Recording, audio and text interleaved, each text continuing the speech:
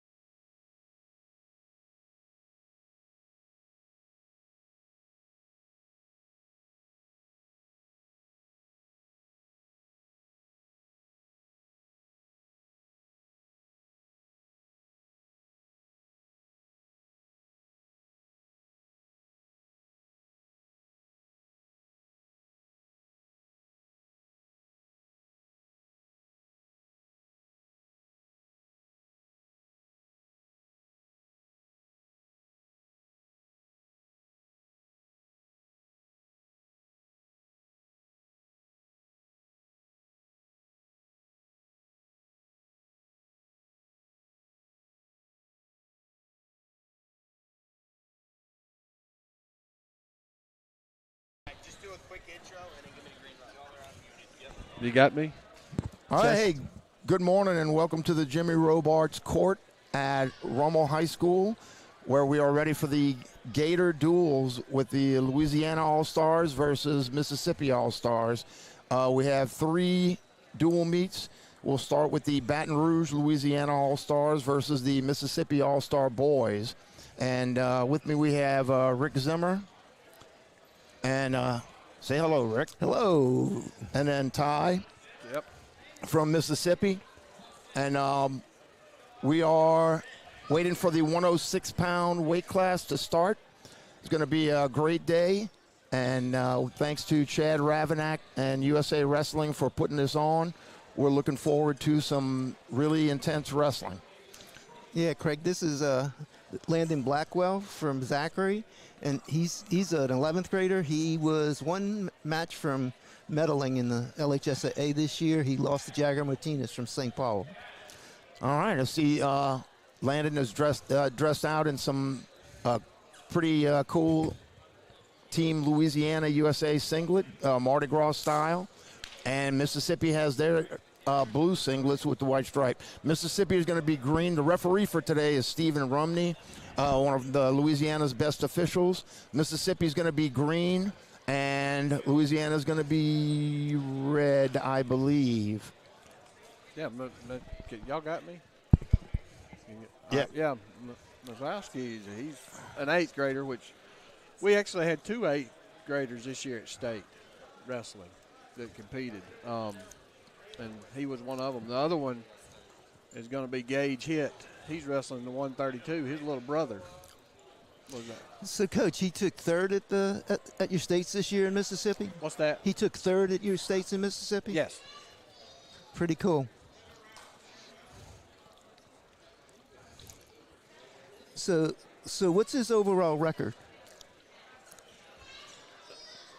So, looking at Coach, it's going to be his first.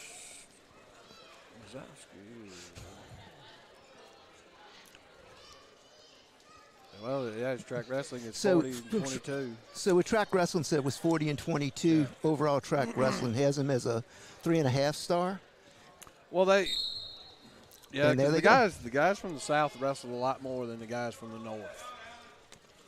all right, and we're off. Landry Blackwell is going to be the green. He's a 11th grader, and his record is 52 and 27.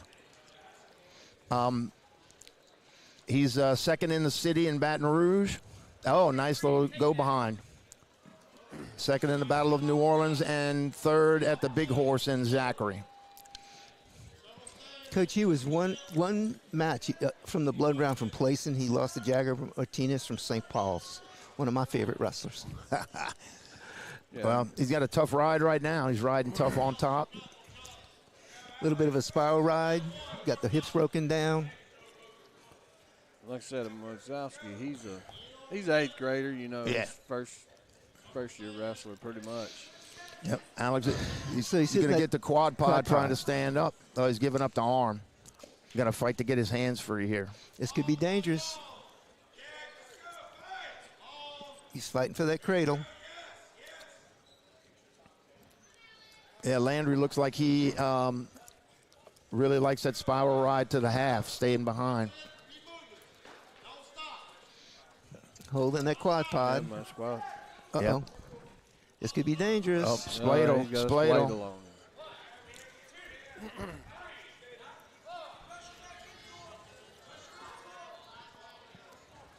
Yeah, it is a tough position. Actually, it's hard to pin from there. I guess he gets it done.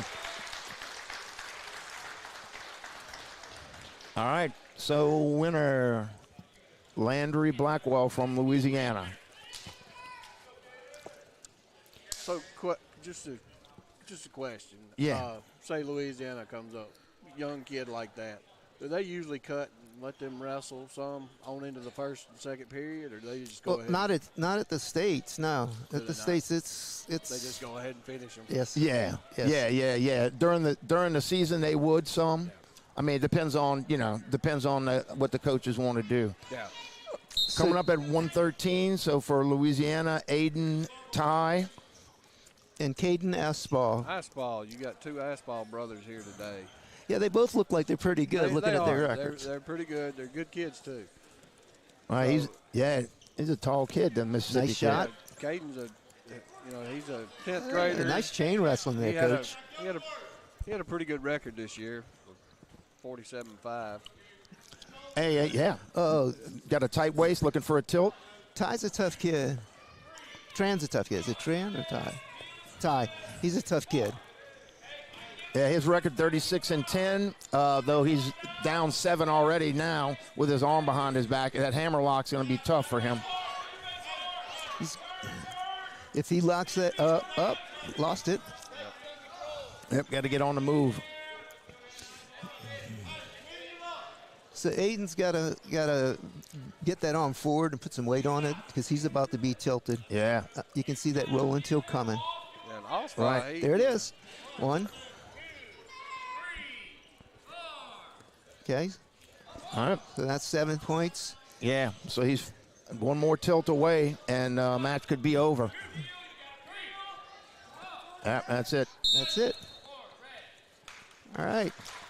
And just to speak about Oswald, he was a Deep South All-American honors. Uh-huh. Well, he's 2024 first state placer, 2023, and then 2024 he's second. Right. That's a good example of the new rules change and how it impacts wrestling today because tilt with the takedown match is over. More like freestyle. More like freestyle. All right. Helps too when you got a brother that wrestles. Yeah. Oh, yeah. All right, so next up, Braden Sellers from Fontainebleau High School for the Louisiana team, weight class 120. He's a junior, and he's going right for the tie-up. Who we got? Alejandro Edinburgh. To be honest, I don't know much about him. Oh. His record's showing he's 47-16. Uh-huh. He's placed first and third at state. I don't know which year. All right, Braden with the snap and go behind. Sellers comes out of that tough Fontainebleau program, Coach. Yep. Coach Zimmer, former Fontainebleau head coach. Yeah, Sellers is record of 70-9, it looks like. Yeah, he's a tough kid. Yeah, 2-time St. Tammany Parish champ, outstanding wrestler. Public school state champ. He's riding tough on the wrist here. A lot of single wrist. Looks like Louisiana has been doing a lot of tilt. Here we go, tilt again. Tilt.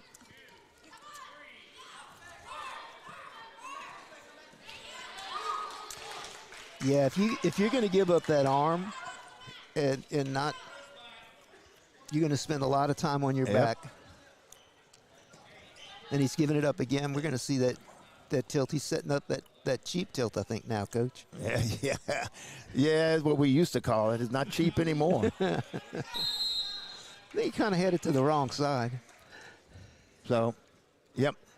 All right, so Sellers 7-0 with 51 seconds left in the first period. So we hadn't had a match go into the second period yet. So we'll see what we can get here. There it is. Another rolling tilt. He's got two. He's holding two. He's got his leg kind of trapped, but good thing he's flexible because he's able to score even with his leg caught. So he transfers to that bar. Mm-hmm. It's going to be interesting to see if Rumney gives him a 2 and a 4 or just a 4. It looks like he's just a 4. Yeah, he's holding 4. Alejandro, he's going to hold on to that leg because that's pretty much, well, he let it go. That's pretty much all he had. Yeah, you got to watch the arm. But, he's going to have to get moving on the bottom. Is that no? And Sellers is doing a good job of keeping him flat. All right, so we got a second round match. There we go, second period. So 11-0, 2 minutes left, and it is Reds. He takes bottom. So, Coach, what's your philosophy on that? I always like to defer to see what, so that I have the choice in the third period, depending on who, which position my kid can score the best in that particular match. But a lot of people go down early. so that they can, in the third period, when the kids are tired, they can ride on top and really score some near fall points. Yeah, I'm more with you, Coach. I prefer to defer if I'm leading or down a little bit, and then take that third period. The only time I really look at not deferring and going where I'm best at is when it's the second round with no score. Yep. Well, yeah, you got to do that because that gives you the overtime first score advantage. Yeah. All right, hammerlock to a half here. This does not look good. And a pin. Sellers with a pin.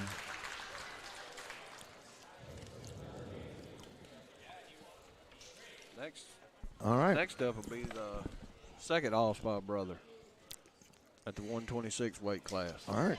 Man, I looked on Track Wrestling, 118 and 16. Wow. He can be exciting to watch. Well, that'll be a good matchup because Dustin Smith from Fontainebleau is a 126-pounder. He's a junior. He's kind of a funky kid wrestling. He's really good, 46-8, but he has a little funky style as well, so that'll be good. So Chase is very flexible. This ought to be a good match. You can catch him in some positions, and you're like, how's he getting out of it? Now, this Smith kid will be the same. You'll have him up in the air, and all of a sudden he's chip winning you. So all right. It's going to be a good match. Nice little to a 2-on-1. Well, see, the Chase is seems to be a little taller, so like you're saying, with that taller and flexibility, it's tough to wrestle. Nice low single. Nice ankle. Oh, nice. And I love the fact that the referee let it go, let the action go. Yeah, you see that in the NCAAs. Those guys, they fight every position. They don't give up a point. Chase, he's pretty good at staying moving too, all the time. You'll see his foot movement. He's not going to stay in one position long. Right. I know when I watched him at state, he'd like to go to circle around to the outside and make things happen. So I think to get to Smith, he's going to have to do that because Smith will throw you. He has that Ballantyne influence with Louisiana Wrestling Academy. Both on their knees. Yeah, they're wrestling right here to the edge. So with the new rule where there's only 1 foot out of bounds, you can keep wrestling. 1 foot in, you can keep wrestling.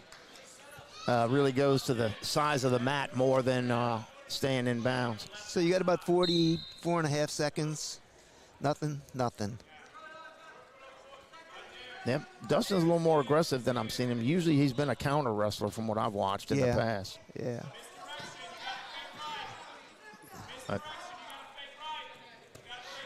Nice. You got that front head locked up. He's got 23 seconds, and I figured he's going to Gator roll with it. Yeah, that's that freestyle influence, huh? Yep. That's something a lot of our Mississippi kids don't know is a freestyle. Yeah. It can be a definite advantage. So his high school coach doesn't do a lot of freestyle, but he goes to the Louisiana Wrestling Academy, and Jim Ballantyne is a big freestyler guy. All right. The second period, 3-0. Dustin Smith. Dustin chooses bottom, second period.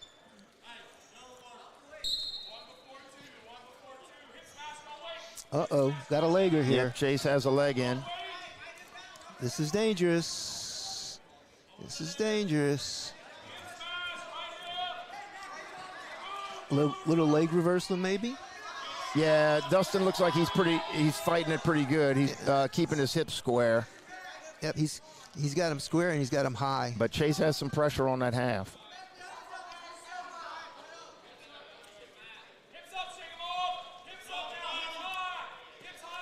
He works those legs well. Needs to be grabbing that hand, moving it to the other side. Yeah, I think Dustin's going to be waiting for an opening to get out. Chase doing a good job of working the wrists and half. Once he gets it, he probably should get out of the legs and just run it, I think. Yes, sir. And there he goes.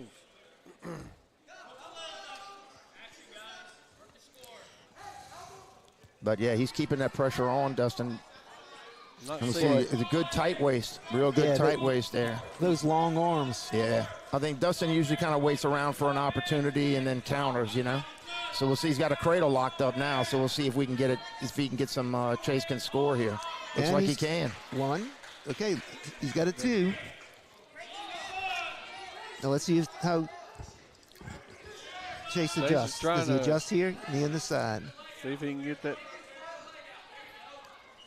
Yeah. He's just trying gotta- to get that leg under that Right. bottom. Just got to get far enough away to bend him.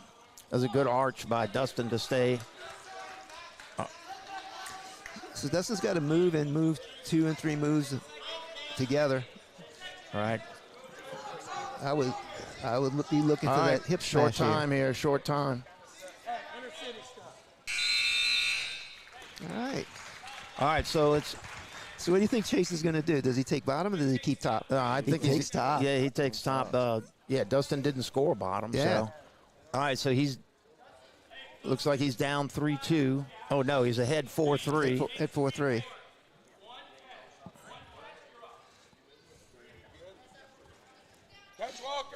And yeah.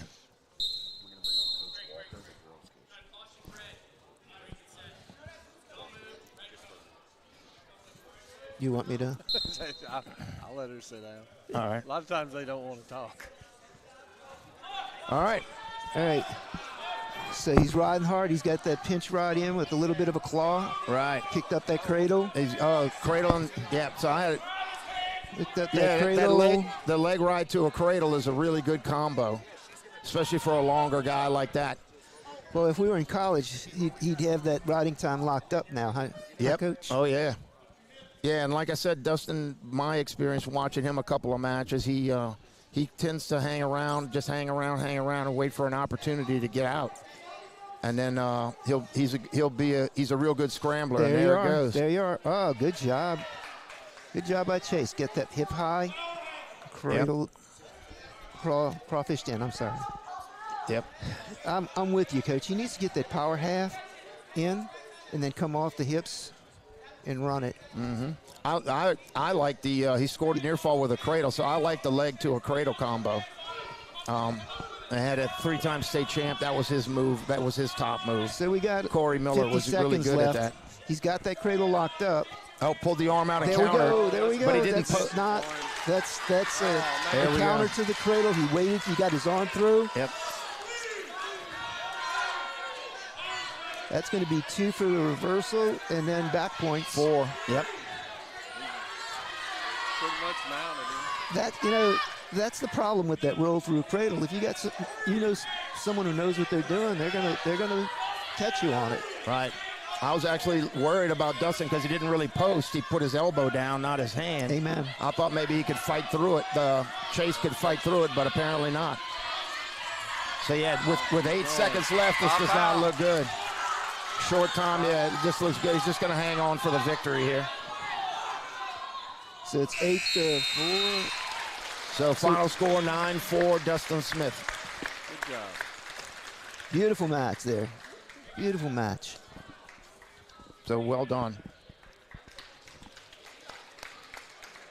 Chase wrestled well enough to win that thing. He just made a big mistake at the end. Yep. And Dustin Smith, that seemed to be his MO, watching him wrestle during season. That's kind of what he likes to do. All right, next up at 135, Eli Roberts from the Louisiana Baton Rouge team. Engage hit from Mississippi. All right. Eli's Gage is 39-11. Gage can be a pretty stealthy wrestler. You watch him sometimes, he'll sit back and wait. Oh, nice fireman's right to his back.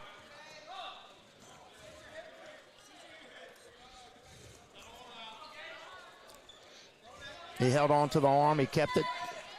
That looks good. And Coach Gage, Yeah, I think Gage is in a little bit of trouble here. This is when I used to know where you are. He's fought his way off his back. He's still in danger. Gage is flexible. You'll see him get out of a lot of precarious positions. All right.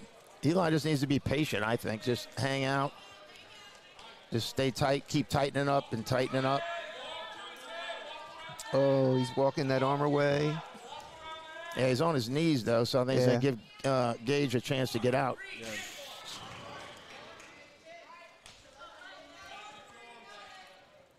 He's got to get his weight to the mat and then move his body away from Well, it. he's worked that wing in half, so he's back in it. Gage is in a bad position Yep. now. Yeah. He posted You, no like that? arm You out. said he's a flexible shoulder, dude. He is. That's illegal. I think he's got the pressure up on the shoulder. Yeah. Come on, Romney. A lot of times when he's got the half, there you go. It just kind of happens that way, so. Ooh, that's it. Yeah, Steve just is one of that- our better referees. He's Giving them time. Yep. Yeah. Ooh, nice reversal. Oh, Good job, Gage. Yep. Not giving up. No, that was a great job. A lot of toughness there. And then again, without that top pressure, and now he's going right to work. And Eli's in a little bit of trouble here. Flat on his stomach, arm behind his back in that hammer lock.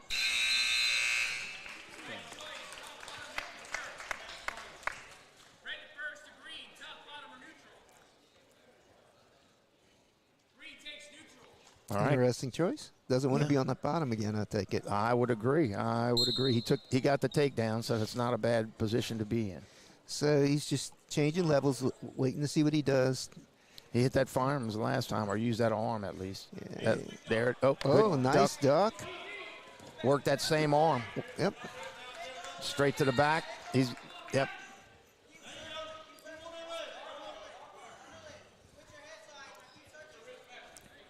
So he's going to scoop the head, keep the arm tight. So he's If he's going to roll into him, he fought his way out. and we have a tech. Yep.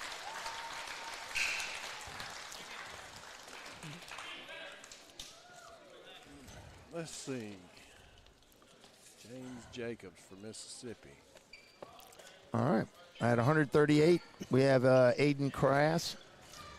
138 from Team Baton Rouge, Louisiana. He's 59-4 according to this. James Jacobs from So- Van Cleve, Mississippi. He's 31-12.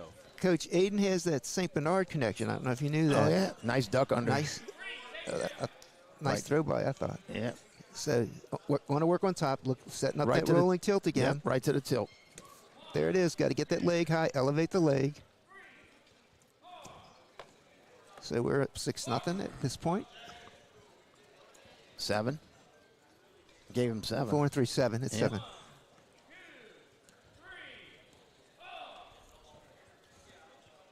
All right, so like I said, it is similar to, with the tilt, it is similar to freestyle where you can roll up the points and get your tech early.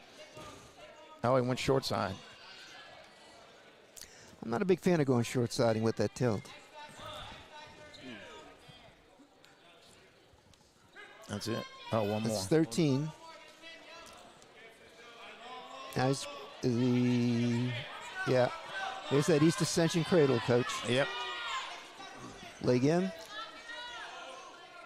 Yeah, like I said, the leg cradle combo it's a really good ride. He's adjusted to go for the pin. He's got a tech.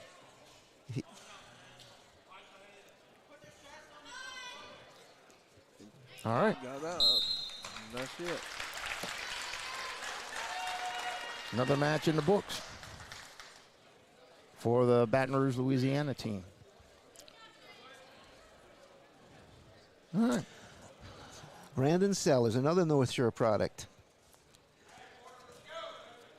You got Porter Vaughn, 144. Oh, Brandon Sullivan. Sorry. Tupelo.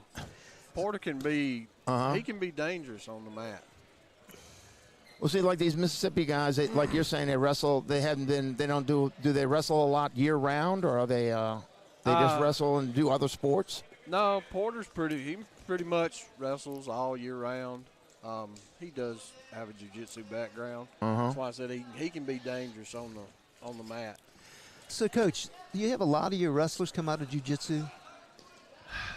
Not many. Not many? I can't speak for the southern guys, the northern guys. Not many. I'm beginning to see a little bit of a trend there in Louisiana. Like, I think a lot of them do it to to break the monotony of wrestling in the off season, just to do something different. Yep. Kind of a rough attack there, and then Braden Sullivan really took care of it, countered well. Yeah. And now he's right into legs, trying to get near fall. He's got to punch that right hand through. Yeah. There we go. You just got to pull on, just get a little higher with that near shoulder. Yeah, and, Porter, he's coming out of 9th grade, so. Yeah, Braden's an 11th grader. It seemed like a lot of juniors and seniors for the Baton Rouge, Louisiana team. Like I said, Porter, if he can get in a good spot where he can work his ground game, he's pretty good. On his feet, he struggles some. And then, so here we are. Back in legs, the old classic legs. Oh, here we go. Yep, guillotine.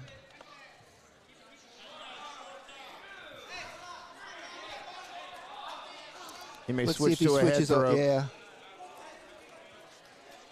Good call, Coach. This is where he needs to lift the head and sit through. Yeah. 4 seconds left. I think he's going to hold on. I think Porter's going to hold on. Porter will fight. All right, so we're 11-0 going into the second round.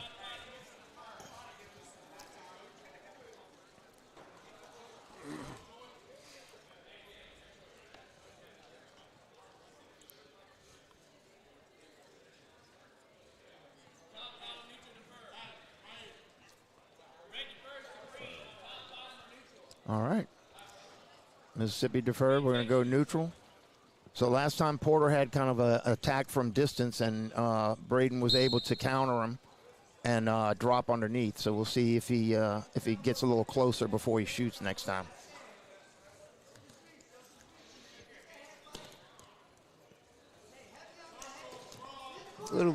Yep. Took a little shot from too far away. Braden did. And now he's in a little trouble. Nice counter. Nice slow wrestling going on there. They're it looks like it's after season a little bit. They're a little tired.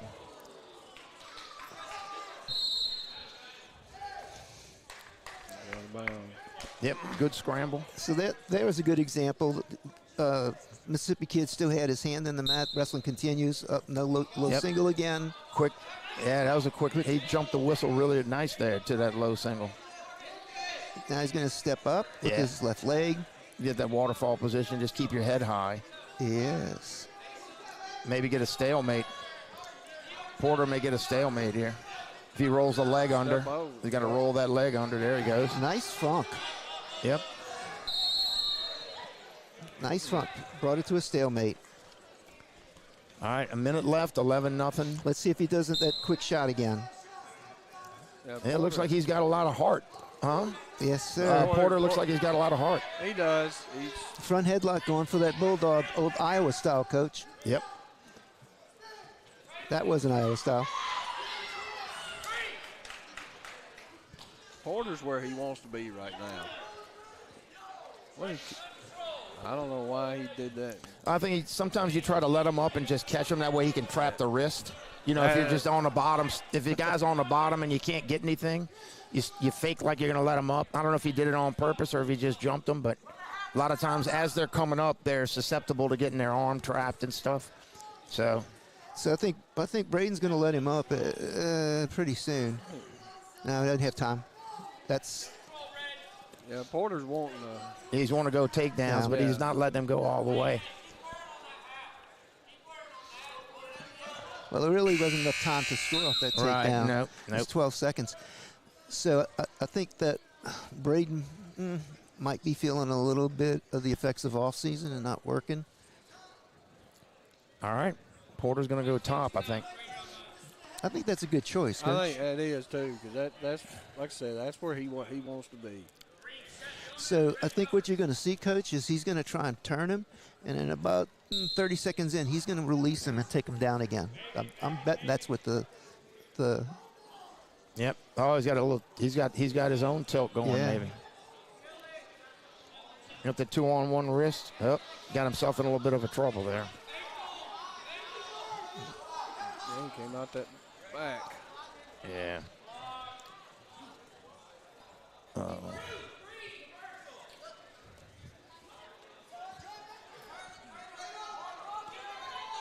that goes 13-3. Yep. Third period. But he's about to go on. Yep. Good scramble here. So they're in this kind of switch position, switch, re-switch. But he hung on. Braden hung on.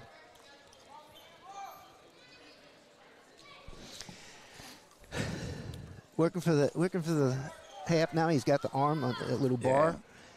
Yeah, he just got the legs spread out there, just like keeping control. Yeah, if Porter can ever get his feet and stuff under him, he's going to look to roll here. He'll Grammy roll. Oh, really? Well, we'll see how long Braden's able to just sit back there. I don't think he can sit on those hips much longer before Romney calls. He's got his head hanging. That's going to be trouble. Yep. That brings it to 13-5. Porter's got to be working. Yep. You might have to, like he was doing earlier, you may have to let him go and try to catch him on his back. Time clock's not in his favor. No, I think you have to let him go, maybe throw him. Stalling. Yeah. And I'm sure he's okay. I'm sure Braden's okay with that because he had a big lead. Yeah, I think we got to let him go and try to throw him.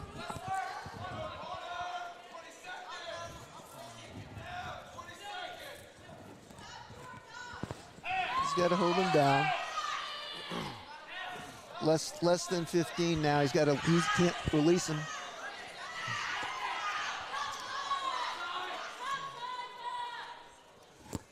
Short time, very short. So what do you take now, Coach?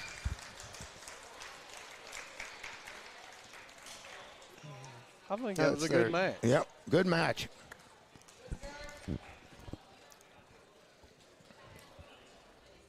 All right. So we're up to the 150-pounders. And Baton Rouge, Louisiana has Jakari Johnson. Jakari Johnson. I think this one leans towards the Mississippi team, Coach. Yeah, this trip down. This is my son. Oh, okay. Oh. Oh, all right. So, Trip wrestled 144 during the season. He's your 144 state champion. Right. I'm looking to see what his gas tank is. You know, he hasn't wrestled much. Well, he's practiced it through the week, but not like in season. So Right. That's why I want to see where he's at. Well, Jakari looks like he's quick and athletic here, so it'll be a good match. If Tripp starts to think he can handle him, he's going to look to take him down, cut him, take him down, cut him. Gotcha. All right.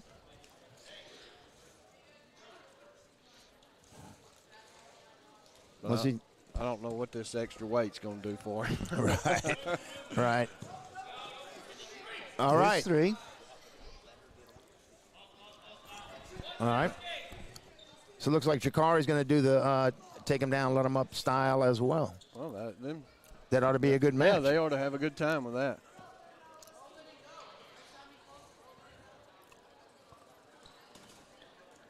But like you said, sometimes it just takes a little bit of time to get warmed up and get back into the match flow. Nice arm drag. Oh, nice.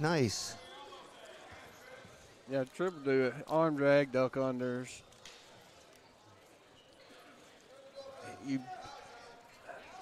He'll do that more than he shoots. Right. So he's working an underhook. He's got it on the wrong side. He's got to get his head to the other side. Yeah, he's keeping him out of bounds, though. Yes. He's keeping the center, cutting him off. He's got a little throw by there with that underhook if he wants it. The head's on the wrong side. I like his drag from there when Jakari leans back in like that. Oh. Jakari's got a little slick duck there. Yep. I think after this match, we're going to bring one of the girls' coaches on and let her Absolutely. talk about the girls for a minute. All right, that'll be great. All right, so Jakari chooses neutral, second round. If I'm Tripp, I'm tying him up. He's got good speed, and I think nice counterattack and a counterattack. Yep. He's got to get to his feet. He's got to get to his feet. And work up the leg. Got to bring it high, bring it high. That's 3. From that tree.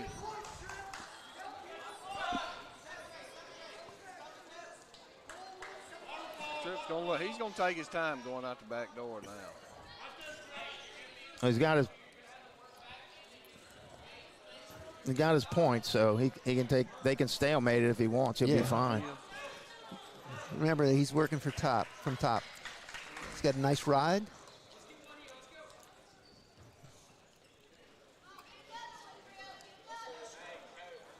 There you go. There you go.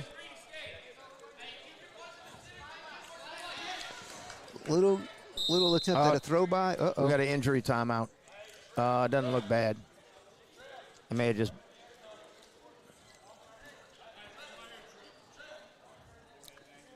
Looks like they banged heads a little. I think he'll be fine. Yeah, Coach. Though I'm not a doctor, so I should not be speculating. You see, Coach got him over there. Yeah. Tripp can't stand hurting anybody. He's always gonna come down and check on him. Well, you saw that. He came right away, and He so. always will. Yeah. And so now with the new concussion protocol, not really an injury time. It's usually unlimited time for the trainers to check everything out. If it was a high school. Yes.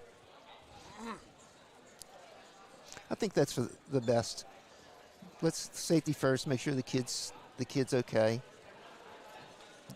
Give the coach and the referee enough time to make that decision honestly. Yeah, you don't want to deny a kid who's going to be okay a chance to wrestle just because, he didn't get his vision cleared in a minute. Yeah, it looks like he's rubbing his temple there too. So.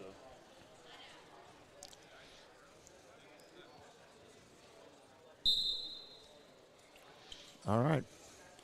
Less than a minute left, tie score.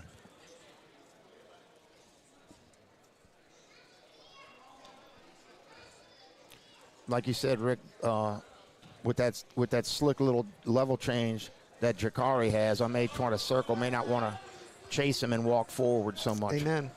Here's a counterattack. That throw by is there as well. Yep, but I like the drags. I like Tripp's drags if he can get him tied up.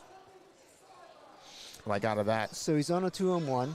Yeah, I like a counter to the drag there if we can get it. Let's see how this works out. They're out.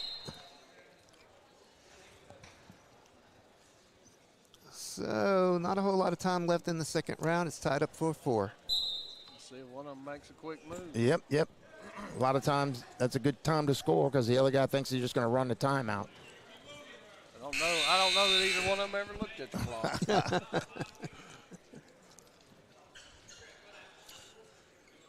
He's going to go neutral. Yep. All right. So Tripp goes neutral, Mississippi.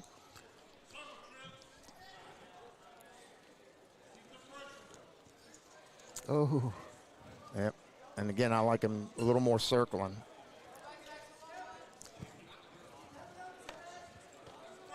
But we'll see.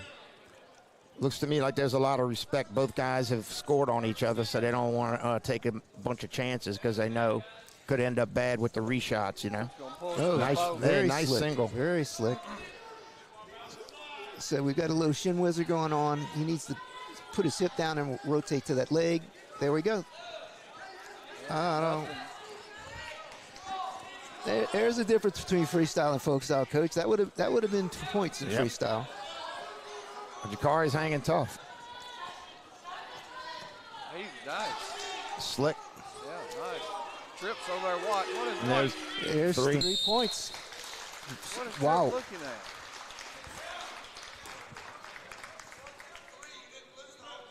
All right, Coach has a question here. So that was smart on Jakari's part. He Triple relaxed and He looked took up his at shot. something. I don't know what he was looking at. I think he just relaxed. He thought he was out of bounds, Coach. Jakari took that shot, kept his foot in. It's just 1 foot in now. One hand. Yeah, mad awareness. Yep. Both Yes. of them are breathing hard here.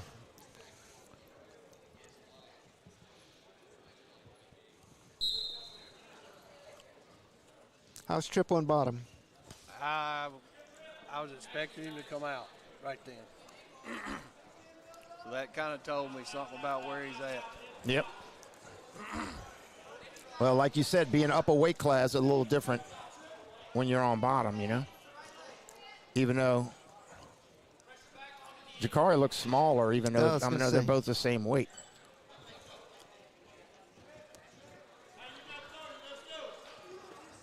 Yeah, he's Like you said, he's really a 44-pounder, huh? done. I'll call it like I see it on my son. He's done. It's tough. It's tough.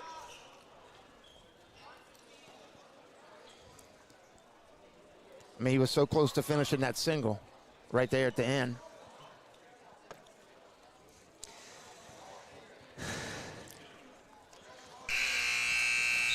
All right. Good job, guys. What a good match. I'm gonna let Real the good lady match. on One talk mistake. about the Yeah, girls. yeah, sure. That'll be great. How you doing, Coach? Sorry, this isn't my thing. Hey, welcome to Louisiana. Can I hear? Thank you. You're welcome. Can you hear me? I can't hear you. Craig, can you hear me? Yeah, I can hear you. Okay. I can hear you. I mean, just vaguely I can hear you, but thank you for the welcome to Louisiana. We're glad to be here. So I am Coach Walker. I'm the coach out of Ocean Springs. We brought a pretty good lineup. We've got some girls that have been wrestling for a year only. Right. Ooh. Some of them are state placers. Nice. And they're on deck. Sorry to interrupt, but they're going to be on deck after this dual meet. Yep, they're going to be on deck after this dual meet. So we've got girls, like I said, this is their first year wrestling, so they're growing as Mississippi's growing. Some of the girls have come from other places and have wrestled before, but for the most part, they're all in the top 3. That's awesome. Yeah, no, that'll be good. That'll be good. I know, Louisiana just had that for the second year with girls. Wrestling has separated from the boys. Okay. And so, yeah, we're kind of in the infancy with that as well. Yeah. So the girls are really growing. Obviously there have been individuals. Meanwhile, Leland Webb from Chalmette's getting a cradle here. But, yeah, a lot of the girls had started with the wrestling with the boys coming through. So some of them have experience, but a lot of them Right. don't. So it'll be an interesting dual meet. Yeah, we're excited to see it. It will be. They're not here to win; they're here to learn, right? Here to Some compete. experience. Here to Yep. compete. Yep. All right, so Leland Webb came out strong here. Takedown, cradle, tilt. So it's 9-2, Yeah. and let's see what Webb's got from the bottom. That's been a little bit of the Louisiana kids. Right. So which Achilles girls heel. should we look for? If you got a couple that you want to highlight in this Yeah, next I dual would meet coming up. I would say keep an eye out for Addie Wilson. Okay. What weight class? Addie Wilson, Oak Grove, 132. 32. Yep. And then we've got Tania Hinton, who is a state placer. She, Ocean Springs. Another one would be, I always want to highlight the heavier weight girls too, the upper weight classes, just because they don't have, all those positions haven't been filled. So when Right. they come out here, they haven't quite had the experiences, but they're going to grow as it continues to grow. Not every girls bracket has that. Sonara Jones and Jamea McGee are the other ones to look after. Gotcha. So what's your 108, 113, 113 we have wrestling for, it's Monet Jackson. She's up north, so I don't know a lot about her. I didn't even get to see her practice last night. I'm wondering because I don't know where Chevy Coleman's gonna be at, but she's a pleasure to watch wrestle. Yeah. So I was hoping to see a good match there. I'd say another one is Adriana Green. Little bit fierce. So it's 13-2. We're going into the second round. Yep. And we're going to go neutral again. The kid from Mississippi had a great ankle pick, and then Leland from Team Louisiana countered it real well. Ended up with no score there right at the end. So what was your background in wrestling? So my background in wrestling is I have 4 boys, and so I grew up watching it for the last 20 years. We moved here from Idaho. I Oh. did a little jiu-jitsu and grappling and boxing, so physically that was my part in it. Uh-huh. And I'm also the youth coordinator for Mississippi for the youth. I'm here to help the sport grow. I want to see it grow and start with the little kids. All right. So, Awesome. No, that's awesome. And yeah, having that combat background really helps, Yeah. with the wrestling going on. So Webb tried a little bit of a duck on there, and it got stuffed, and in the counterattack almost got scored on. Well, that's great. Well, Coach Zimmer and I have been coaching against each other for years in high school here in Louisiana. So we're like That's just like always a couple fun. of old guys. Yeah. I'm right up there with you. Yep. So, and Craig, even though he's younger than me, he was the athletic director at St. Paul's, and I eventually became the athletic director at Fountain Blue, and he helped to mentor me there. So, Yeah. They call it mentoring. He really helped us out. He took over the younger guys, and then that helped feed the varsity program for us. Okay. And so they showed up with a lot of skill.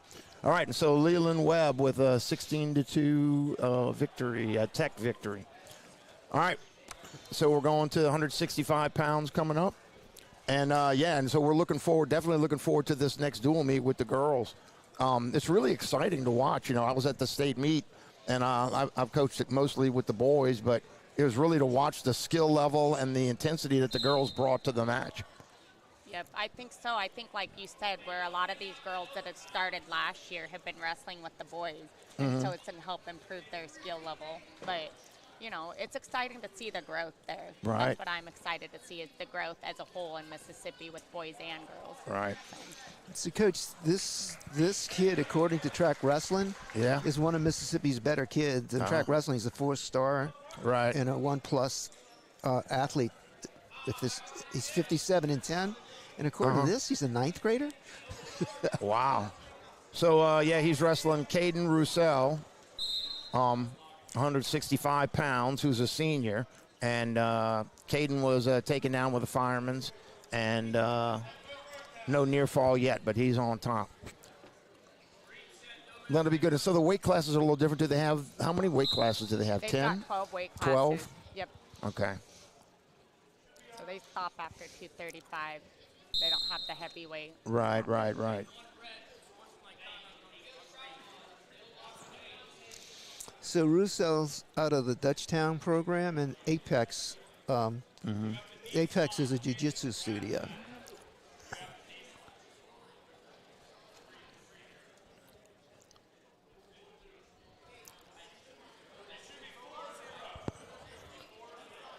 Yeah, 4-0. All right, we're just getting the score correct here.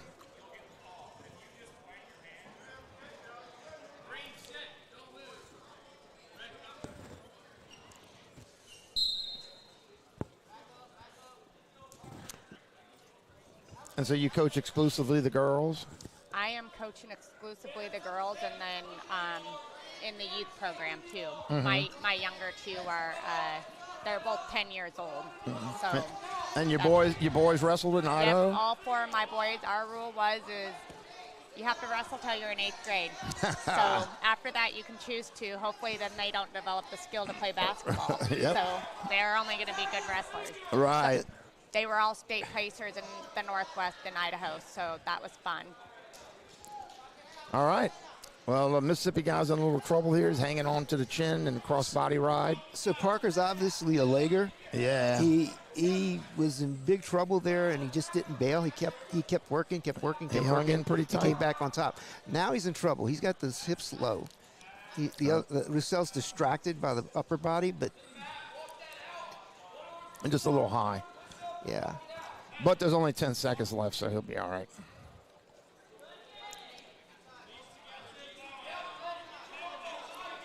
Well, that's good. I actually had 2 daughters that did not wrestle.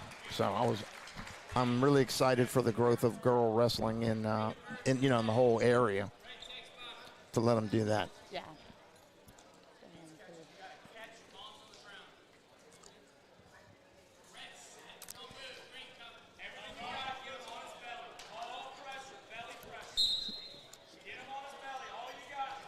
I think it's best that the girls are separated from the boys. I coached at Andrew Jackson against him. And we had like 8 to 10 girls on the team. One of them was nationally ranked. Right. But ironically, her name was Kelly Odenay. She beat a kid, the North Shore 106, and then went to the prom with them that night. So. Right. Well, yeah. Oh, I got a little side roll here.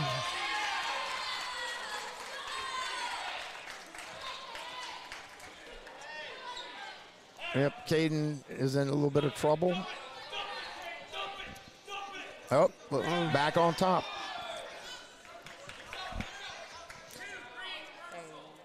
All right, so it should be. Parker's very methodical. Yeah, should be 5. Yeah. All right, 9-2. 9-2. 9-2. Caden from there's Apex. the Louisiana rolling tilt. Yep, they like to tilt.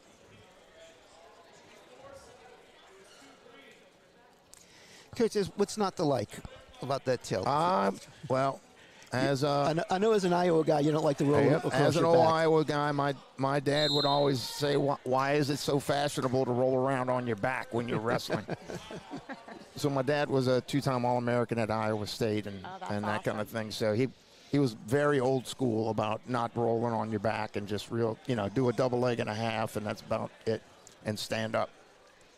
Can't get pinned if you're not on your back. That's right. That That's is the rule. correct. That is correct. So my favorite story about his dad is I was a young, a 40-year-old coach, and I went up to him and said, "Coach, I'm having a problem. All my kids are like diving at the legs." And he looked at me and he said, "Well, if they don't want to be there, they shouldn't be going there." So, and I was like, "Oh man." I'm asking him for advice, and he gives me that kind of advice. Not a year later, I'm saying exactly the same thing to a kid. If you don't want to be there, don't go there. That's right. Yeah, he grew up on the farm, so he made it real simple. But yeah, he was not a big fan of the East Coast fancy rolling tilts and all that fancy stuff. It was, like I said, double leg, half, stand up. That was about it. All right. So we're trying to get the score straightened out here. So it looks like it's going to be 9-4 for Caden Roussel. And is there a certain style that you guys use with the girls? No, right now in the off season they're doing a little bit of everything, but no, I would say, they kind of all find their own style. Right. Depends on who they were wrestling with as a boy. I think girls are more adaptable. Uh-huh. But, because if they didn't start when they were young, they're going to be more adaptable as they get older. So. I personally like that as well. Oh, a little tilt again. Churella. Yep. Ball and chain to the tilt. Yeah, I'm with you that not everybody is built to do the same exact moves in the same order all the time. Though that is an effective style of coaching. You can get pretty good pretty quick for the kids that are beginners.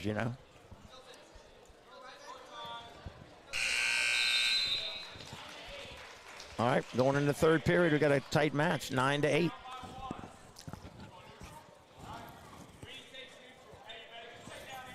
Okay. So Roussel takes neutral.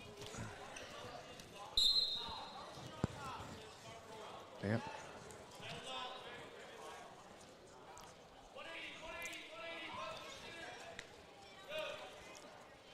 And he's got that elbow out. That wouldn't. Yep. Got to the ankle. Boom. There's 3.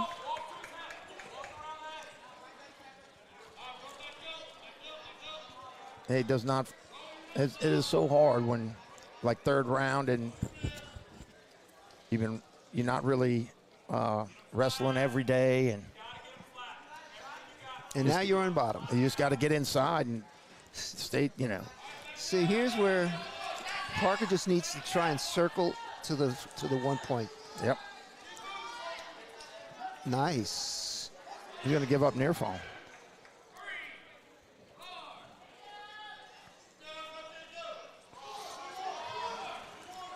So if he high legs over and pulls that, Yep. there it goes. Just needs to circle to the head or not.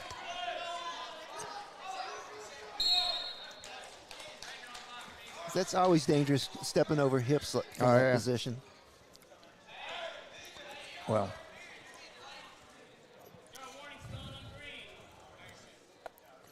Oh.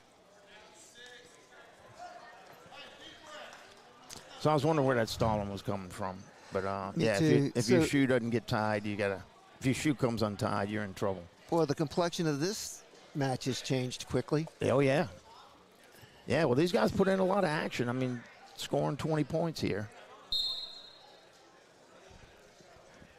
A little bit of Granby, a little bit of Granby. Yep. Sit outside roll. Reversal. He's got 2.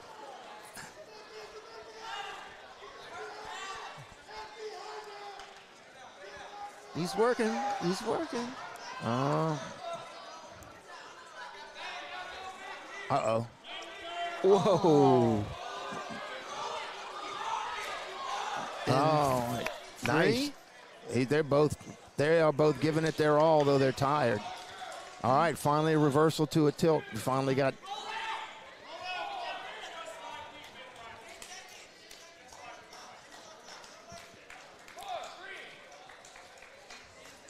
That was a great match. 21-11. There's a lot of points scored there. And a lot of action in those points. Oh, yeah. All right, thank you guys for your time. I'm going to go head out. And All right, get good. Yeah, good luck next dual meet. All right, thank you. We look forward to seeing it.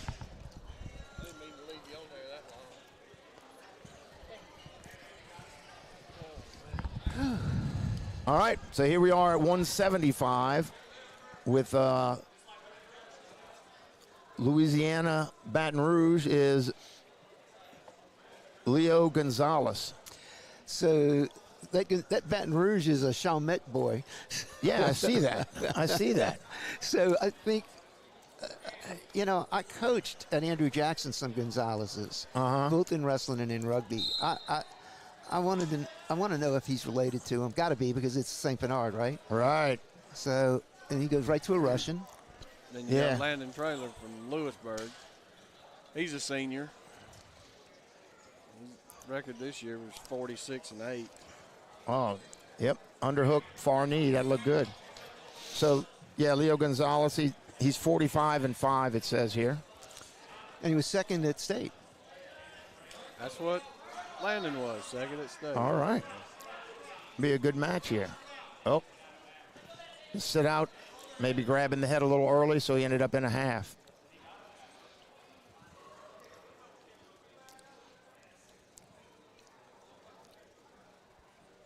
So there's that tilt. You're going to tilt again. Those Baton Rouge, Louisiana guys can tilt, huh? Yeah, man. Coach, I love that tilt. I really do. It's one of the only things that an old fat man can do against the younger guy. Just a fat man roll. It's not a fat man roll, but you get that momentum going, and it works. Especially when I'm doing it on a 126-pounder, Yeah, and you get to lay on your side and breathe. Yeah. All right, so he's going to a double chicken wing here. He's evolved. All right, so keep it legal. So what do you say is the average, these Louisiana kids, what's the average length they've been wrestling? Did they start young? Oh, yeah. The USA Wrestling's been around here for a long time. So you might have these kids coming out of like the top 5 programs. Mm-hmm. They all have feeder programs, Seder, Wolfpack, whatever, Mid-City, Catholic has Red Stick. They're all feeing in. Mm-hmm. So they're starting 5th, 6th grade. Yeah. Right. That's good. So, Yep. All right, so, hey, a quick tech for Leo at 175. We're now at 190 from Louisiana Baton Rouge. Braden Semino. this kid is special. Semino is special. I think he might be the best 190 pounder in the state. And that's high praise, I It think. says 3-time state champ here. Yep. He got Bradley Spencer. He's a 10th grader. He finished 5th this year at state. All right, so there's 2 quick takedowns. We're doing the style of take them down, let them up. You can, I know people, there are coaches that will say if you can get 2 or 3 takedowns in a row, you can really slow your opponent down. After that 3rd takedown, they kind of just, but Bradley's definitely not slowing down. He went right back after him. You saw that? I do. Now he's got that hip whizzer in.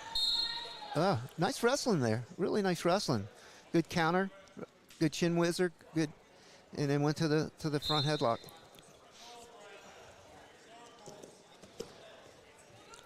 But yeah, Braden obviously feels real comfortable on his feet. Coach Cimino comes out of Turling's Catholics program with Brad Maha and Coach Mason, and they just have it going. Talking about they wrestle young. Cimino's one that's been wrestling in Lafayette since 4th, 5th grade, and with good coaching. With good coaching. That'll come with years with Mississippi. You know, these guys here, start 9th grade. Some of them 8th, 7th. Right. But I've got 2 kids that are 4th and 5th grade that wrestle. So right.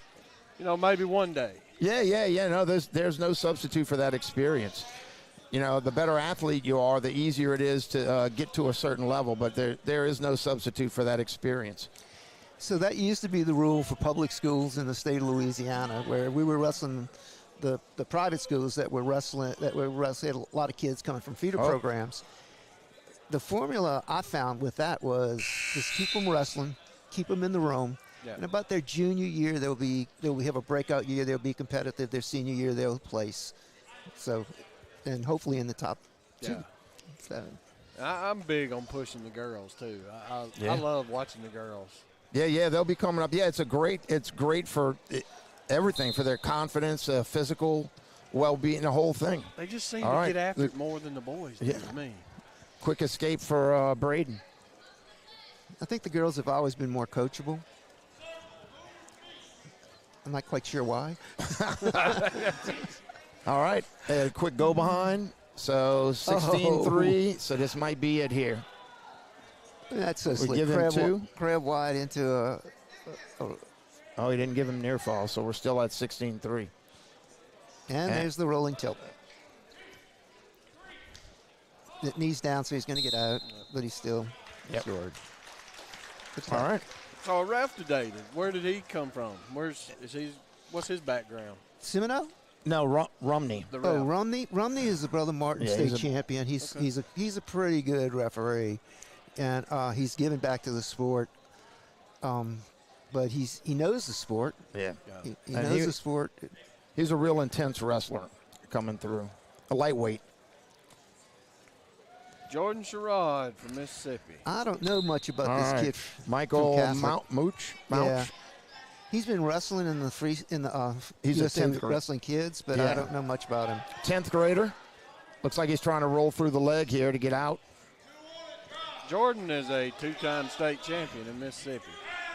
Nice. Well, he got the first takedown, so that's always a plus. The old saying about getting the first takedown is a tremendous advantage. So And he's 11th grader, big as he is. He passes the eye test as well. He does. He's got that athletic build. Our heavyweight, I was hoping they'd have brought from Tupelo. You could have seen him. Mm-hmm. He's 11th grader, but he'll go D1 football. Oh, wow. I mean, he's much of a man. Wow. Yeah. Those guys are hard to deal with. So how do the football coaches in Mississippi feel about wrestling? It differs from school to school. Yep. You got some schools that the coaches want them out there wrestling. And you got some that are like, no. I just told a story earlier that we had one of my 3-time state champions. He's a 6'7" kid, big, tall kid. The Southern Miss football coach came to our practice to watch him wrestle and basically said that sealed the deal, that if he was tough enough to wrestle, that they definitely wanted him, Is that Boyce? Boyce, yeah.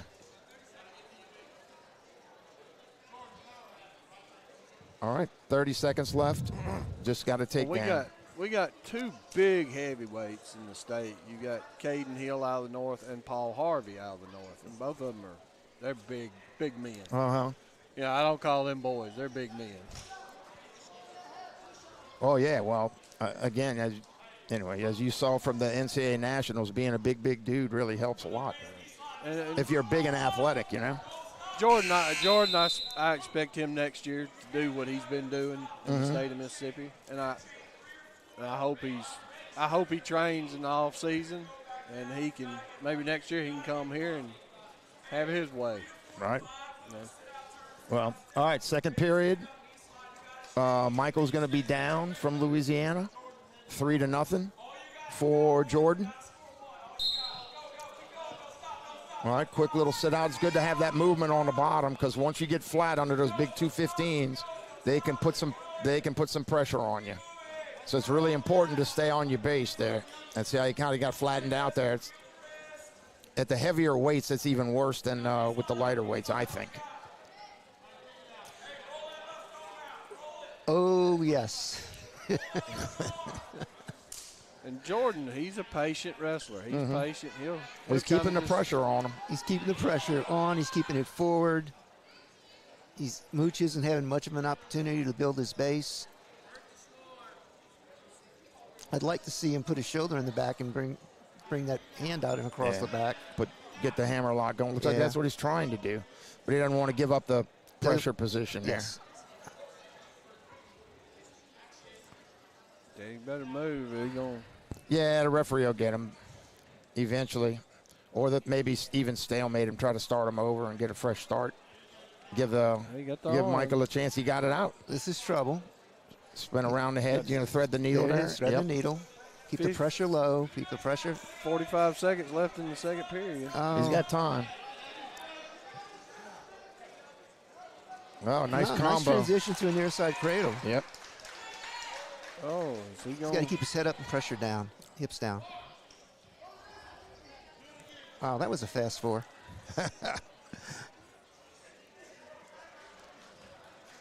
Well, one of those things, tough to complain when you're on your back. If you're not on your back, the referee can't call near fall.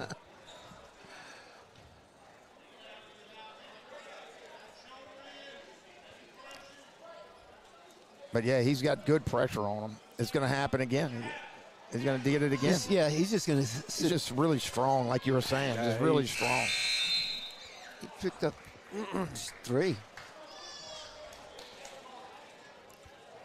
And I love watching him. He's just like, okay, let me go to the next move. Okay. Yep. I've got him on his back. Let me tighten this up. All right. And Jordan doesn't even look like he's breathing hard. No, he's neutral, so. Oh, nice. Power double. Nice double. Oh. Hey, I thought you were going to jump up and protect us out there. Those days are gone, Coach. I'm going to let the younger bodies do that.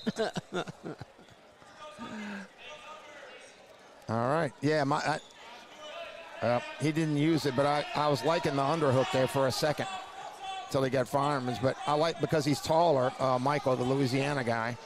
Yeah, I was liking the underhook, trying to elevate him a little. He's got the wrong. I think he needs to go to that near side ankle and cross face down hard. Yep. Lock the cradle up. Oh, no, man. But he just doesn't have any pressure with it. Yeah. So he's going to end up on his back here. He can't roll the kid through. Jordan squeeze that head. Yep. He's just got to get an arm. There's that whole rolling over your back thing with the cradle. Yep. There it is. All right. Tech for Nice. Jordan. First win for Mississippi. Yep. All right, so we have Little Gotso. Yeah. Dad is a coach and referee, huh? Yes, he's a freestyle Greco-Roman referee. I don't think well, since he's coaching, he's not doing folk style anymore. Right. So, right. And then It says it's going to be Ethan right. Brownlee. He's says 9th grader. Said I don't know much about him. Well, Gotso's an 8th grader. He's a big old 8th grader, but So these guys would be seeing themselves if they wrestle along. Yeah. And these young big guys, holy cow. They hand fight well. Yeah. They hand fight well. Oh, right, bear hug. Bear hug.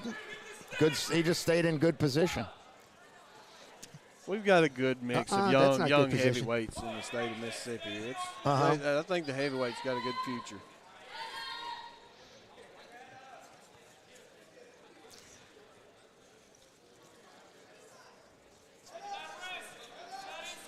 Does a good job putting with that cradle rod, putting the pressure on the back.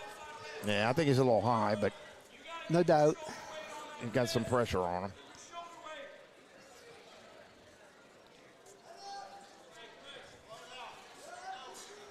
That's obviously how he's. But one of the things I like is the way he stays on his toes, Coach. Yep. He's out. Going Is to give there a up whip? Yeah, he's going to give up. Now he's back in upper body. He did well last time. Seems to be okay in upper body, so 7-1. So he got that bear hug last time. Like I was saying, he stayed solid, stayed inside, Amen. and ended up in a bear hug. So we'll see if he can stay in there again. He's got the underhook. Yep. There's a front There was headlock. front headlock. He passed it up. I'd get back into that underhook if I were him. Oh, nice. You know, a lot of times you see your heavies just the first period just kind of bullying each other around, and then second period they start making moves. These two guys, they're wrestling. Yeah, they're wrestling well. Yep. Tried a headlock. Yeah. Ethan tried a headlock. He slipped. In Greco, they may stand him back up. They had a slip fall, Yep. stand them back on their feet. No points. Yep. So, and the thing I like about it is you have Gatso on the hook standing static in front, and what's the other kid's name? Ethan. Ethan recognized that it was After the duel, I'm going to get the Mississippi coach and the Louisiana coach get on. Okay. So you know, it was he did the right counter. He just missed the throw. Right. And same thing. Yeah, Godson looks like he's pretty well versed in the. I mean, Yes. it's He not looks- the Mississippi kid. All right. So Ethan was looking for that throw. that head and throw, he's just a little too late. I mean, that is the Yeah. counter. Once you're caught in the double underhooks, you just throw to get out of it. He just got there a little too late. All right, and so that's the duel. Looks like Team Louisiana ended up winning. Team Baton Rouge, Louisiana, ended up winning. And so upcoming will be the girls, Team Louisiana versus Team Mississippi. So we're going to have a And- little bit of a conversation between the coaches. Yeah, and we're going to have what I understand is we'll have the two coaches here to come talk about the match here coming up. All right. All right, so thanks, man. It was Thanks. great. Hey, it was great hanging out with you. Good too. All right. Coach. Nice to see you, Coach. Thanks for the info. I don't know that All was right. much help. No, it was always great. So yeah, during the break we'll get the two coaches together, and as the girls warm up, as Coach said, there's three. That was fun. All right, that was good. What's up, Rick? All right, you want me to stay on? What's up, Kettleson? How you doing, bro? Is he got him muted?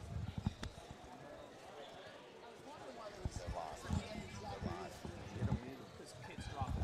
I say muted. Benny, So you got a USA card? You're you want me to stay on?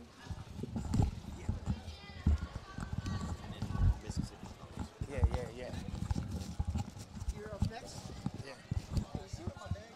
All right, hey Coach, what's going on? What's going on, Kettleson? How you doing, brother? All right, good to see you. Great Good to see you. Absolutely great to see you. All right, hey, so talk a little bit. We had the Mississippi coach on a little earlier.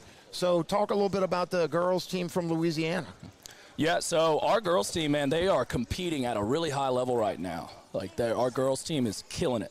There's a lot of hard work going on. Raven's doing a great job with them. They've been practicing every Sunday since the season ended. And they flip, one Sunday in Youngsville, one Sunday in Bruley, one Sunday in Youngsville, one Sunday in Bruley. I've been sending my girls up there, training with them, and she's got a rocking team right now. Like, they are going to put on a show for everybody. Awesome. Well, we look forward to that show. Yeah, from what I understood, the Mississippi group had they had a couple of people that they stood out. The one that I remember mentioning is at 132 pounds. And are there any girls specifically that you look for? I know you're saying the whole team's rocking and doing a great job. Are there any individuals that we should look for in this upcoming dual meet? Yeah, I mean, obviously from Louisiana, I would look at our 100-pounder, our 107. They're going to be putting up some points here today. Our 138, Cervenka is a real special new wrestler. Right. Really impressive to see a lot of these girls never wrestled before, but started wrestling last year and just putting it together. Right. Well, good. And so, is there any what would you say? Because I know you coach both the boys and the girls. Is there any differences that you take to them? Any different moves, any different styles that you do? Now obviously, I want all my girls to wrestle freestyle. We promote freestyle a lot because that's what they're gonna be wrestling in college. But in terms of folk style wrestling, I've really noticed a system where wrist halves don't really work too well with these girls. They're so flexible. And you get a nice deep wrist half on a girl, and you might not even be scoring back points. And so I've been promoting a lot of my state champ girls are just chicken wing wrestlers. Right. You get to that chicken wing, you get to that wrist, you get to that double chicken wing, you get to that cross face. Yep. If you can control the girl's shoulder, you're going to get the stick. But if you're just throwing in a half on the elbow, these girls are so flexible, you're not going to be able to pin them. Yep. So, my limited experience into that too. Yeah, I had a kid when I was coaching that wrestled Abby Nettie a bunch. And, we ran into that situation several times.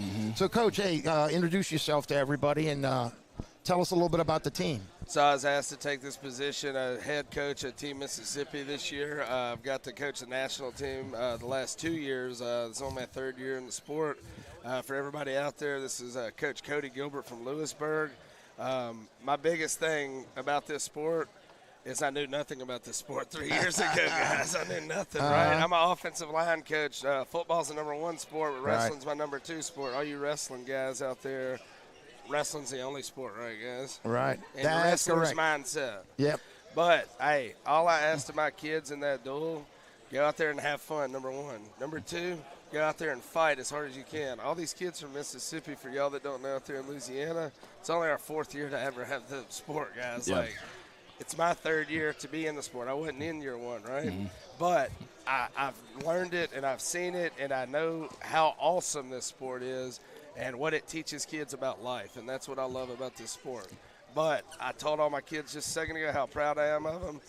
My guy Chad back here, I told him he thinks I'm Bush League, how I operate, but our kids, I just had a girl tell me, dumb it down for me. I've only been doing this a year. Make sure that y'all keep it stupid simple when y'all are yelling at me from the corner. You know what I mean? So we just had an 8th grader. We had 3 freshmen. We had one sophomore. The rest are juniors and seniors. I don't know exactly, but, guys, they fought their butts off, right? That's all I asked of them, and that's my biggest thing. Coach over here from Louisiana is just big at because all the stuff I'm spitting, right, is just it's mind-blowing how hard this kid's just fought, and that's all I asked about. Yeah, look, genuinely, talking about football, my last 3 state champs in 5A in wrestling, they were also football state champs. So, football players, I promote the heck out of football. I recruit freshman football. I recruit 8th grade and 7th grade football. Football players make the best wrestlers. But I 180 that. I recruit the heck out of wrestlers every day in the hallways because I'm a SPED teacher for the last 10 years, and I'm all in this for these kids, guys. That's the only reason I'm down here. I am in it for these kids. I want to fight for every kid that – whatever. We're arguing with the ref, and I told Brandon – my assistant coach, one of my assistant coaches, that's another thing. I'm going to give them a shout in a second. I like Brandon a lot. Brandon wrestled at Northwestern. Brandon is from Rockford, Illinois, basically close to Chicago, right? But he wrestled at Northwestern in inner city Detroit. Brandon, he's a go-getter, guys. That guy gets it. That's why he was my first call, but he was supposed to be going to nationals. When he backed out, that he couldn't make it to nationals, he didn't back out. He couldn't make it. Issues, whatever. But when Brandon called me, I was like, boy, you better be in New Orleans because you're my guy on the mat. I'll be the guy off the mat. I'm a paperwork guy. I'll deal with the parents. I love my parents out there that are watching. They know I love them. But I'm the behind-the-scene guy. I got 2 guys in my room back home One's from Ohio, one's from Missouri. They bring two different styles into my room. I blow the whistle, I scream and yell. I'm a coach. I coach sport. Right. Sport. And my friends that are watching out there know me. Sport, boys, let's go. Yep. Yeah, it sounds like you coach kids. You know, I mean, to me, I'm actually an athletic director, and I used to be an athletic director at a 5A, you know, a big school here, and same thing. You know, as you're firing me up as a coach, seemed like it doesn't matter what the sport, if you're coaching you're coaching kids and you're coaching them for the right reason. So that's great. Ben does too. I know you guys got to go, huh? But we're in for it for the money, though, right, Kettles? Yeah, kids, exactly. Hey, I got one more thing for you. Man. So you're going to love this, being a coach and an AD. All right, so I can sit here all night. All my people back in Lewisburg know I can sit here all night on this mic because this is my game, ladies and gentlemen. But my game is coaching, and my game is my Lord and Savior Jesus Christ, the first person I want to thank for all this. But when I first got hired 10 years ago, my first job, different school, my head coach, who was my head football coach, hired me for football. He said, "Hey, Cody, you're also going to coach bowling." Oh, wow. I'm like, "Coach, I don't know nothing about bowling." He said, "You didn't know nothing about football at some point in your life." Right. We won the bowling state championship that first year. All now I right. got 2 bowling state championships and 1 wrestling dual state championship. Nice. But, hey, guys, anybody out there that knows me knows I'm a go-getter, and I'm all about these kids, and I love these kids. All But right. I'm going to put it back on you. I'm going to stop talking. All right. All Awesome. right, Coach, Well, appreciate you, Coach. Yeah. Appreciate all the work you're doing for Team Yes, sir. Mississippi. Yep. Yeah. Appreciate you, Kettles. All Appreciate right. you. All right, y'all. We are going to bring on last year's wrestler of the tournament. All right, Sammy Favazza. Why don't you come on down? Tell us who you are. Hey, last thing while Sammy's getting set up, I just want to tell everybody out there, my coaching staff, head coach Aubrey Walker for the girls team Mississippi. She's from Idaho. That's her background, wrestling background. She's a boxer, jiu-jitsu. My assistant coach, Les Dowski, I just told you about Northwestern from Rockford, Illinois. My other assistant coach is a true Mississippian, Big James Jacobs, my man, from Van Cleve, Mississippi, a true Mississippian. I'm going to jump off here. I love all my people. If you don't know our Lord and Savior Jesus Christ, give me a call. Hit me up on Facebook. I love everyone out there. Thanks for having me, guys. All right, thank you. Good luck, Coach. Yes, sir. Thank you, Coach. All right, so I'm Sammy Favazza. I was here last year for Team Louisiana. They gave me the Outstanding Wrestler of the tournament. I'm here with my dad, Tim Favazza. Helps coach out at Fountain Blue as an assistant.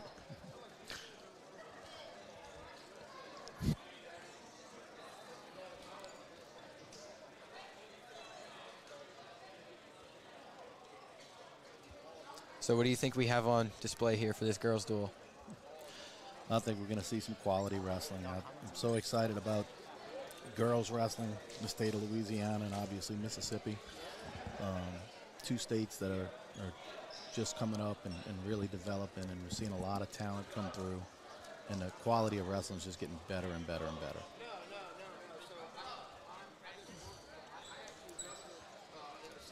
It's pretty exciting. It's great that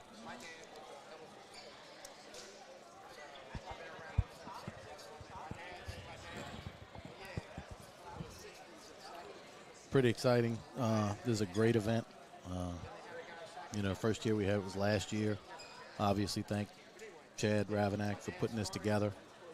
We had a lot of fun with it last year, and hope it continues to grow and grow and grow.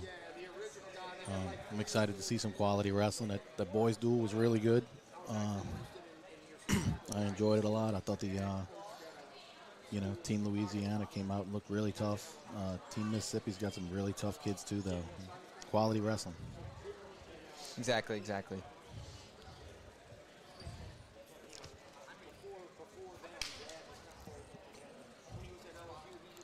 Sammy, why don't you tell everybody out there, what are your plans after high school? We've seen you this year, getting ready to graduate. Oh, yeah. I'm going to be going to Louisiana Tech to go follow my brother wrestle in the club there, and I'm going to study biology.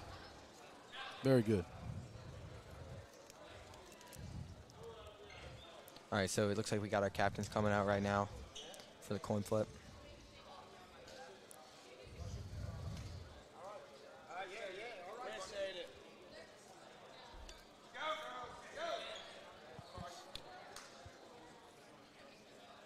All right, Stephen Rumney's our referee again.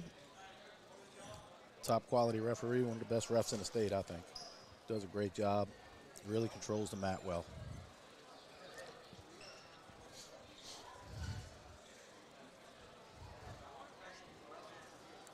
So I guess we're starting off at 100. Looks like we are. I'm excited to see this. Girls wrestling, you always see a lot of action, a lot of high flying.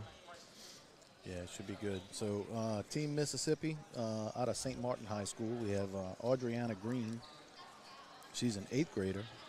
She posted a 32-3 record this past season, and she was a Mississippi State champion. And her opponent, she's going to have Michaela Byington from Team Louisiana from St. Amant High School. She is a junior after posting a 30-0 record this year and winning state and being the first ever Louisiana girls state champion. Well, how exciting is that? Huh? You have an 8th grader coming in here and wrestling, representing the state of Mississippi. It's great. It's good. It's good for the state. They're going to have somebody pretty good coming up for the next 4 years after this, too. So, yeah.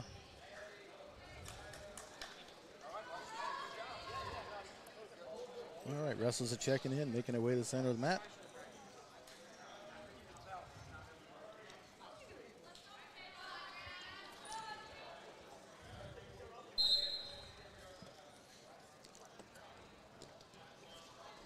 oh! Nice little exchange there. Yep, 3 for Byington. She's getting right to work. Yeah, she is. She's working at 2-on-1. Gave it up now.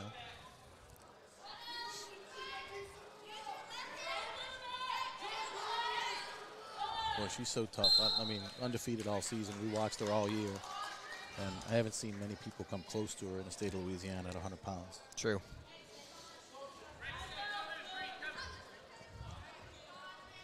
Always on the attack. Yep. Very aggressive. Yeah, she's a very aggressive wrestler. Yep, she's got that wing up.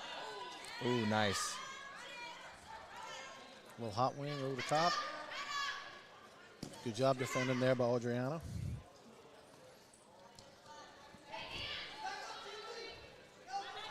She needs to be careful there. Oh, yep. That was pretty tight. Oh, it looks like a reversal. Byington's in trouble. She can roll through. Yep. She's attempting to roll through. And you know that's tight down there. This looks pretty tight.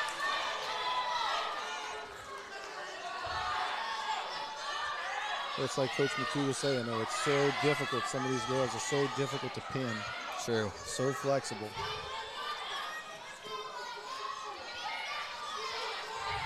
Still battling here, 25 seconds left. Still battling from her back. This is going to be a tough 25 seconds of fight here. It is. If she can do it, she's going to make it to the next period. Nice bridge. 10 seconds. Can she hang on here? Wow. Oh, yeah, I think she's going to do it. Wow. That's 2. Reversal. Good job.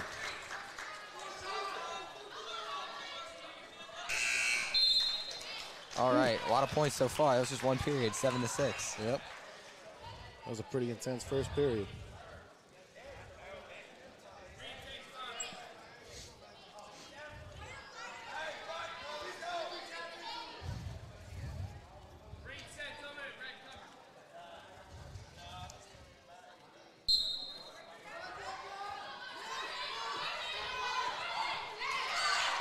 So Adriana's sister was actually the 120-pound state champ in the state of Mississippi.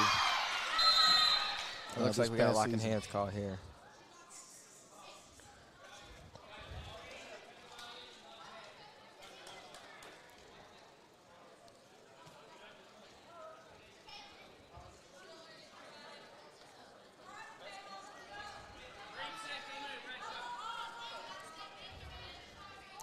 So yeah, talented family here.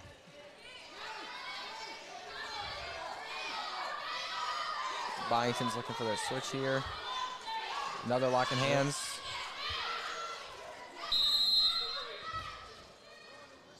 So that's another point for Byington off of a locking hands call, who Byington this year was named the Baton Rouge Outstanding Wrestler of the Year for that area.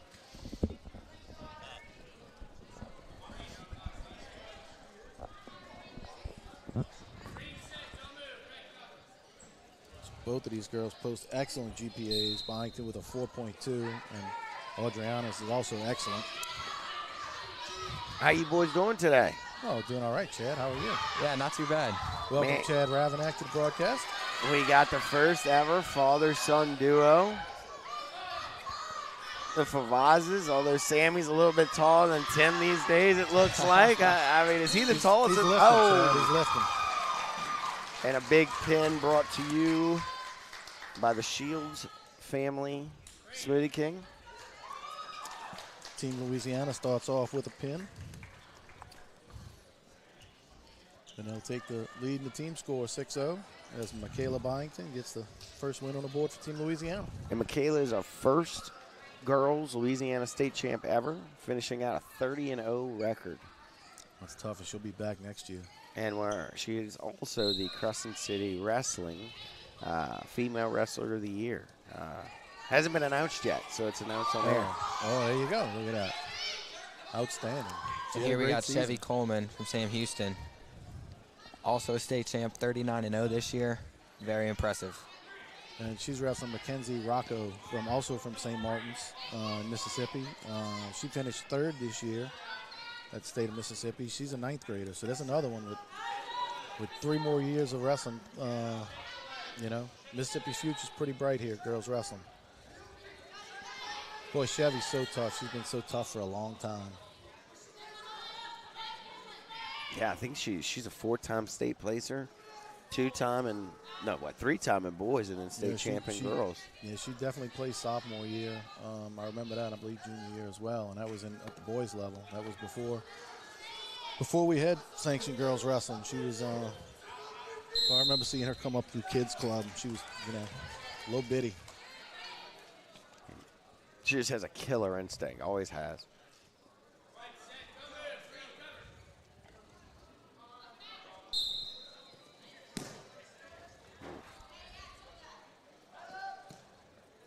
She is riding tough.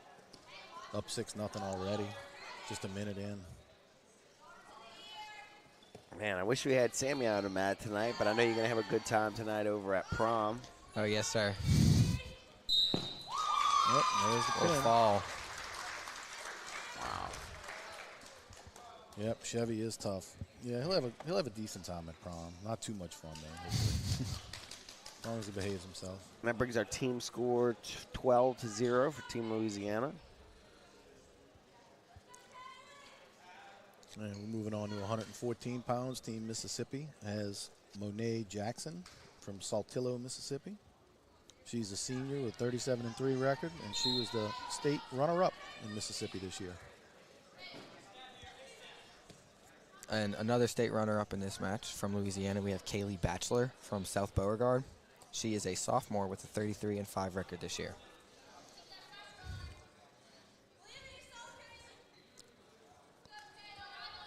Nice club by Monet.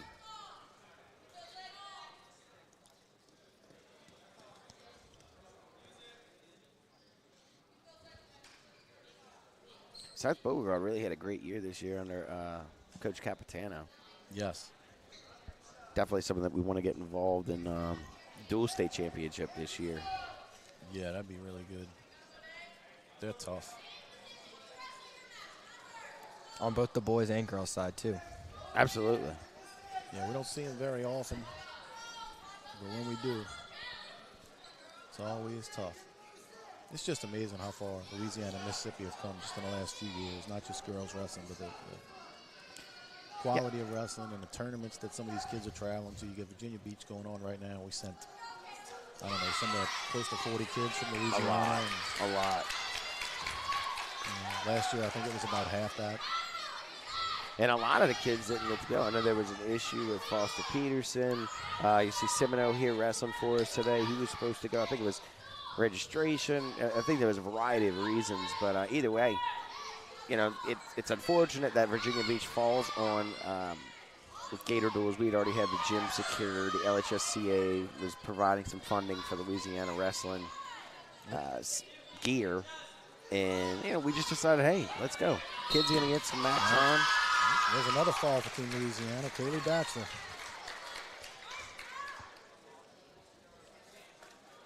Seems to be a little bit more dominant on the Louisiana side this year. Last year was a real toss-up.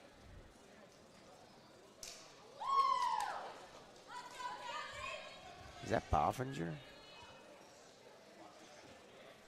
I don't believe so. I don't think so either. No, I don't think so. All right, Team Mississippi here at 120 pounds has Destiny Thomley from Van Cleve High School. She's a sophomore, placed 3rd at state. We also have Kaylee Brammer from Louisiana as a sophomore that placed 3rd at state. So pretty similar wrestlers right here. So, Sammy, just wrapped up your senior year. What's your plan going forward?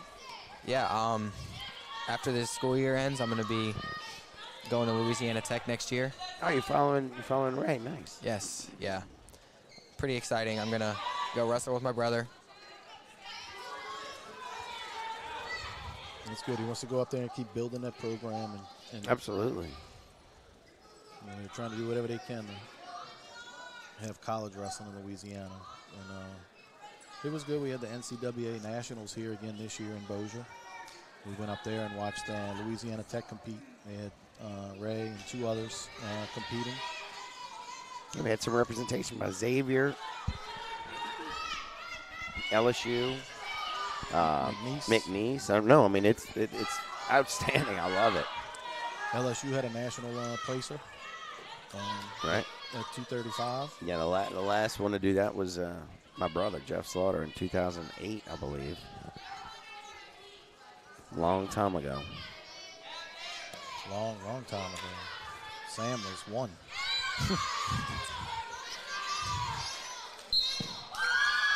Kaylee Brammer with the fall. That's another fall.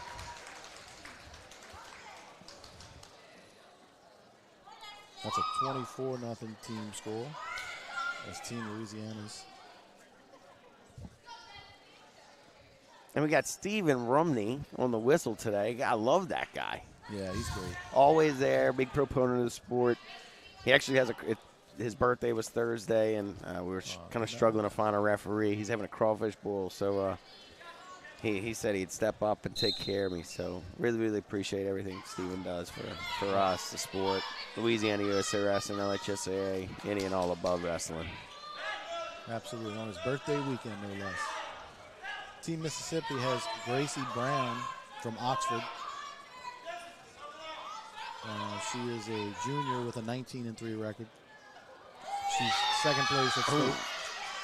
Oh, we got a Spladle. Yeah, not in a very good position there. And Louisiana, we have Audrina Wade. So now she's going to 22-3 record. She's looking for a cradle through the body.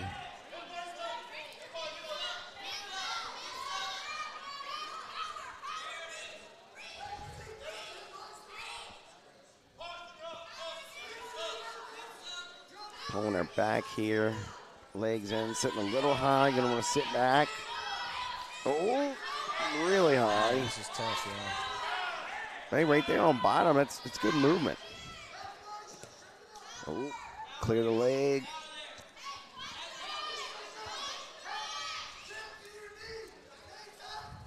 Man, and so I don't recall his name, but the gentleman coaching the Mississippi girls team, that's up Northwestern. We're about the same age. He was with Herbert. I mean, he came through a stud class of Northwestern and moved down to, I want to say on the Gulf Coast of Mississippi, and just started a program. He's born and raised in Illinois, and, man, just super excited to have that addition to the Gulf Coast. I know he's going to do great things in Mississippi along with David Sutherland, Brian Fox, Coach Gilbert, and all of Mississippi Wrestling Incorporated. Yeah, I believe, is he at Oak Grove? Is that where he is? Oak Grove High? I thought I saw him a couple times this season at tournaments here in Louisiana. Yeah, he said he started, I think, 49 or 57 for Northwestern. Wow. Like, that is They say it just popped up and was like, hey, why don't y'all have wrestling? They were like, start it. Got behind him, supported him, and, he started a program. So it's hopefully we have a bunch of guys from up north move down and help us out in that regard. I mean, we have seen that influx in the past, 5 or 10 years where you get guys from up north moving down here. And it shows. The quality of wrestling, it shows when you get, new blood in.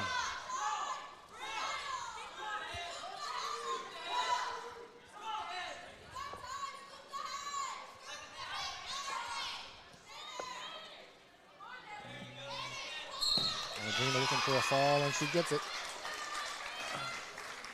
That was a hard-fought match, though, for Grace Brown.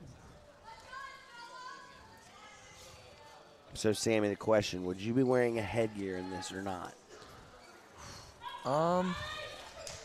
I probably wouldn't wear mine today. I'm not a headgear guy. I probably would not. I was surprised for the boys' duel. We saw Braden Sellers wearing his. I thought his was going to be off.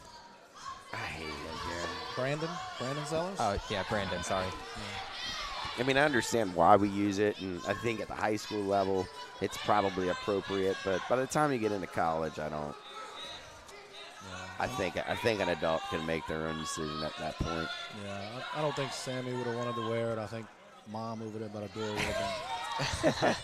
have had a different opinion. She thinks he has cute ears, so She thinks he has cute everything. Yeah, well. I haven't confirmed that, but I'd go out on a limb. Well, he does look like me, So we Ooh, have Addison Wilson from Oak Grove for Team Mississippi. She was a state champ. She's a senior. And we got Isabella Guillory actually getting the fall from East Ascension. She was a sophomore this year. Boy, those East Ascension girls wrestle tough all year, huh? Coach Carwall, Coach Mahoney. Yeah, Mahoney, they're doing a great job.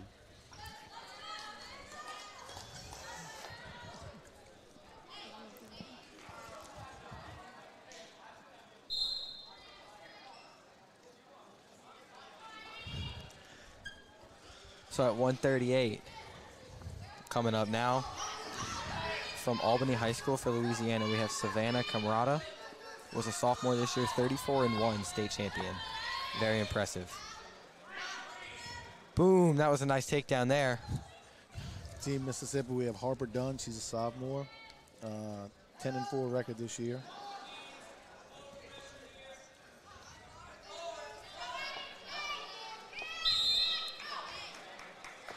It was really nice. Savannah was able to win state this year out of Albany, a little small school. Yeah, started a wrestling program. A-Town. I had to ask. I saw they had some pretty nice gear at this kids' state tournament last weekend, and I had to ask. Yep. I mean, the growth in Louisiana has just been crazy. I prayed for many years, and now it's trying to find mats and refs, and now I'm trying to build up the other side. Right, you go from one problem to another. Right. But hey, it's a great problem. It is a great problem. It's a great problem to have.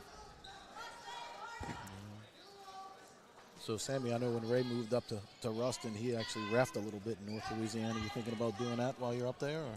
Yes, he is. I think I will a little bit. There you go. There's my boy. He always takes care of us.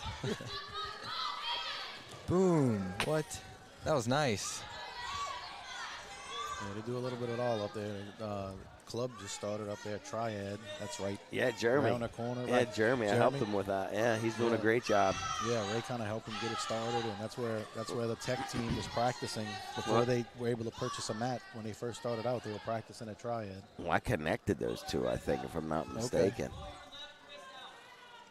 Yeah, his son looks tough, huh, Owen? Cool. Yeah, he is tough. But yeah, whenever he'd asked me kind of what, I said, look, there's a really young, ambitious kid that's trying to grow the region. He's trying to grow up from a kids level, high school level, referees, the college level. I said, man, I couldn't think of a better ambassador up in North Louisiana, or especially in that region. Obviously you have Dustin and Chase Cox and the whole airline, and Houghton crew as well, and Benton. But specifically in that region, I felt like it was a perfect fit. And I think both sides are benefiting from that. Yeah, definitely. Good call. And then I think he's actually trying to start a high school program up Ruston. there as well. I think at Ruston High. Right. Because I Oh, put that'd him in be touch excellent. with a buddy of mine, Chris Trahan, who just started HL Bourgeois. And he was asking me questions. I said, well, look, this dude just did it, 1 year ago. So try and kind of connect pieces. Because I'll be the first to tell you I don't know it all. No. I try and yeah, put the best people together. try to fake it as well as I can, though. Oh, that looks tight.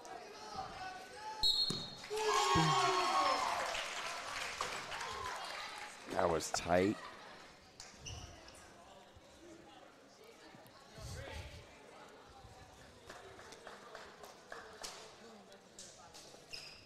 And it's nice to see all the people from Louisiana around here today. Maybe don't even know each other that well. They're just excited to support their state.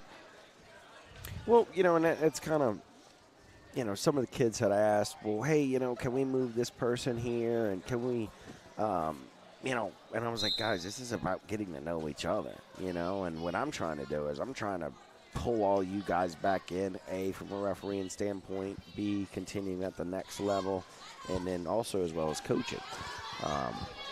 And once you take off the singlet, it's there's a lot bigger picture, and it's kind of a more of helping everyone in the building, whether it's Mississippi or Louisiana or not. And so I think putting the teams together and how they felt, I think it felt great, I think that's the benefit. What's really special about an all-star team like this is you get, different people from different schools, different areas, and like you said, bring them together. We have Taria Chaudry Hinton from Ocean Springs High School representing Team Mississippi at 145 pounds. She's a freshman, 21-8 record, and she's a state champ. We have Kira Lish, was a sophomore this year, went 30-6. She's representing Team Louisiana.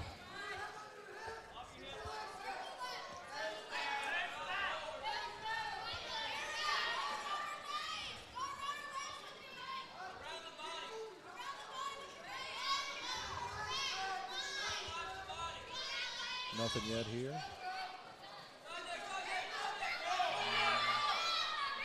Oh, a nice little step over. Yep, step over. Team Mississippi with the takedown. Wow. There's a fall for Team Mississippi. A strong showing by Miss Winton from Ocean Springs. So it's my understanding that the North and South is pretty different. I think the South had a little bit better jump start on getting their kids into wrestling, and but it's a pretty unique. They have a regionals based on North and South, and then they kind of how they do it is pretty interesting. But one thing I do like is that they have a qualifier. Right. And I think that's something that we as a state are lacking badly and need desperately. Yeah. We just have to figure out how to do it. But definitely, I think it would be beneficial. Hold on. All right, we have from Oak Grove High School, Ellie Shrek Townsend is a freshman with a 33-8 record. And from Louisiana, we have Sarah Cervenka, who was a sophomore this year, went 34-0 in one state. Very impressive all year. And she's from South Beauregard, huh? Yes, she Another is. South Bow wrestler. Man, that's tough. Again, as we mentioned earlier, very tough And this across is, the board. This is Sarah with an H? True. Okay.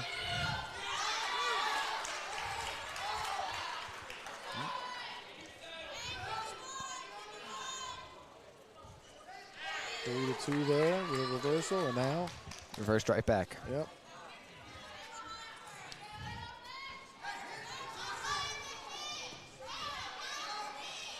Sarah trying to run that half an ankle.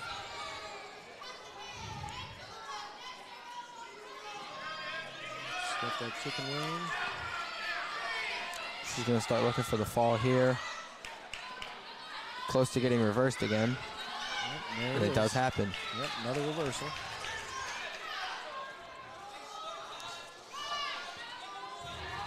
Going to bring the score to 9-4.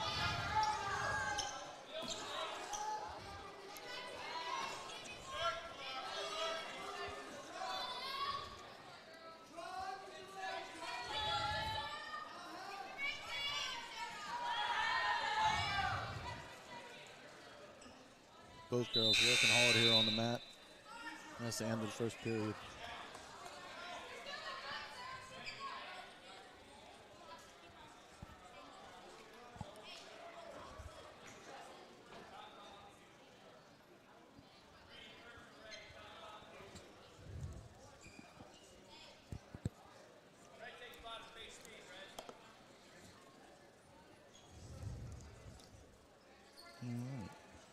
Elle with choice, chooses bottom, puts Sarah on top.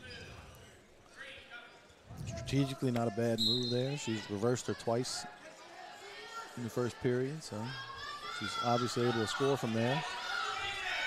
And she gets up right away and gets the one.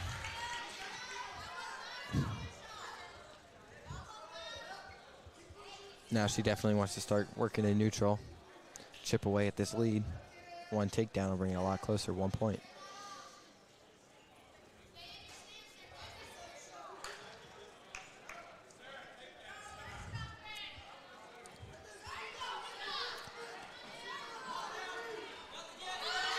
Oh, there's that step over again for a takedown to Sarah. Brings it to 12-5. Boy, Elle, 4.0 GPA, class president. Beta Club, Mu Alpha Theta. Plays basketball, soccer, and flag football. Very, very impressive. Very active. Where's she find the time for all that, huh?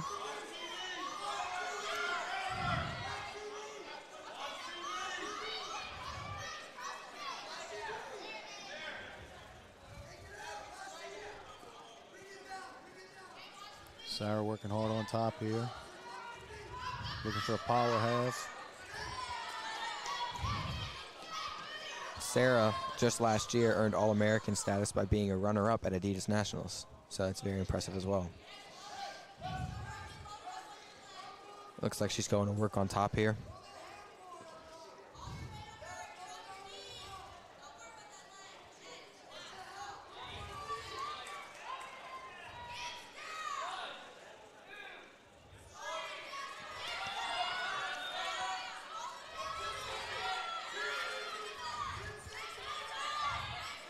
Got near fall counted up, short time, 5 seconds.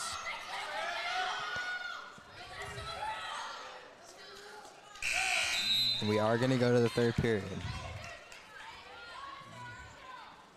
All right, third period, 16-5. She's going to choose top. One set of 4 near fall is going to get the tech. Let's see if Elle can get some of those reversals working again and then go right to work on top.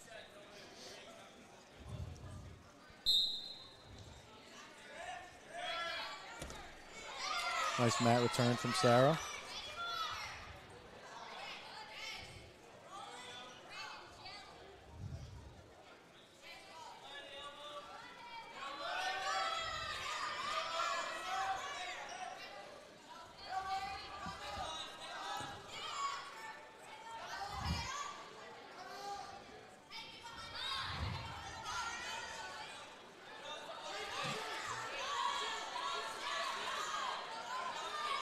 Sarah's got the leg in here.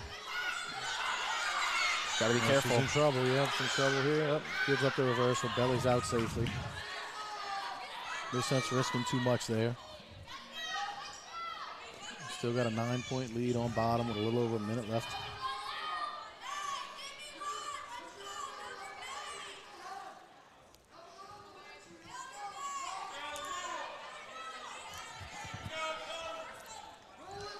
It's nice to see cousin Aiden brass wrestling earlier. Yeah, it's great.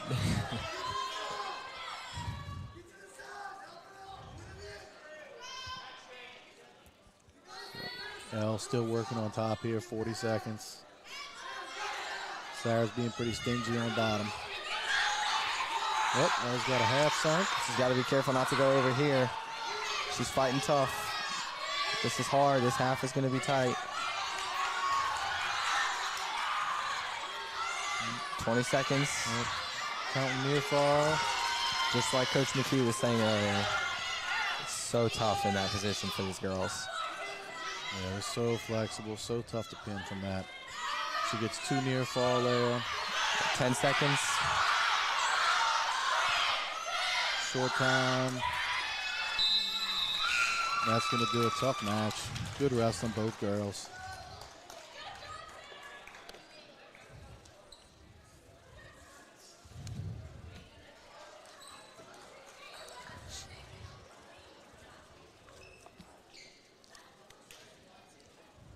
That was a great job by both. Coming up at 165, we have Mariana Smith from Oak Grove High School representing Team Mississippi. She's a senior, state champ 2024. And for representing Louisiana, we have Janelle Rotunda from Chalmette. Was a junior this year, went 41-4.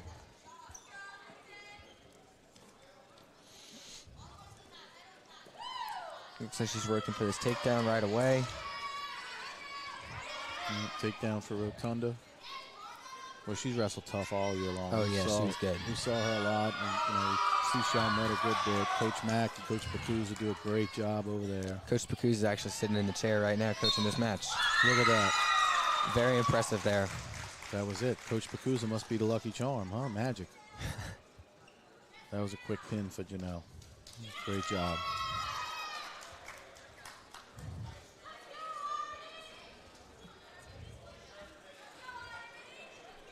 I don't see Coach Mack here. I guess it wasn't raining. I know his son had a baseball game today. Saying if it got rained out, he'd be here.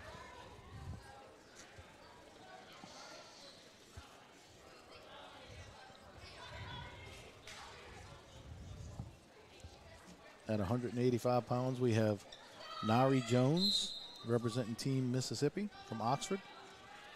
She was a sophomore with a 22-1 record. So she's a 3-time Mississippi State placer, 2-time champ. She was a state champ in 8th grade and in 10th grade, and she was a runner-up freshman year. It's very impressive.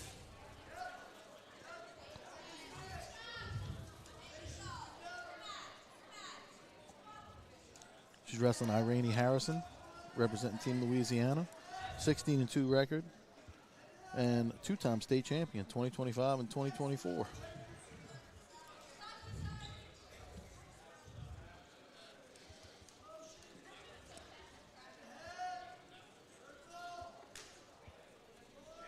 Looks like we're going to have a good match here. They look both pretty aggressive with their hand fighting. Very patient and neutral, not forcing any attacks too early.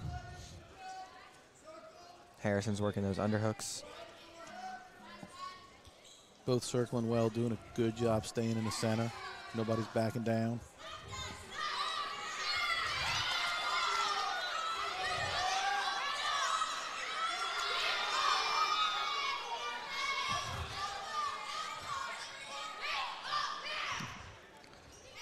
There you go. Just in case anybody was wondering, Coach Mack is at baseball.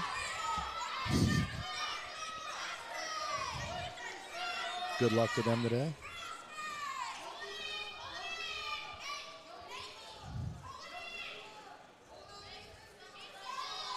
So Irene trying to get behind and get the takedown, and Nari had that ankle.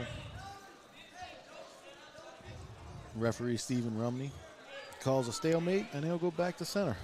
Not much improvement from either wrestler there, so get him a reset in the center with short time left in this period. 15 seconds left here. You know, one thing, watching the NCAAs, which I know you watched as much as you could while you were on your senior trip, and man, over and over again, we saw a lot of takedowns, a lot of action in the last few seconds of a period. Getting that takedown right at the end of a period really changes the momentum going into the next period. Not too much action there. Irene chooses bottom. Trying to get that first point of the match is very important.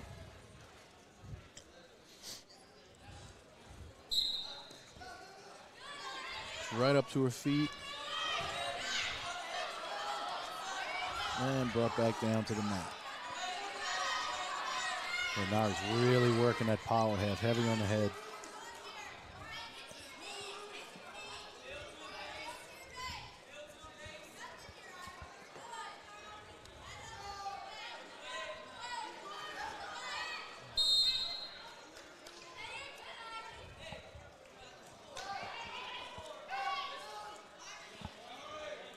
And that's a call of a full Nelson from the referee. So that's 1-0 Team Louisiana wrestler. Gets that first point of the match.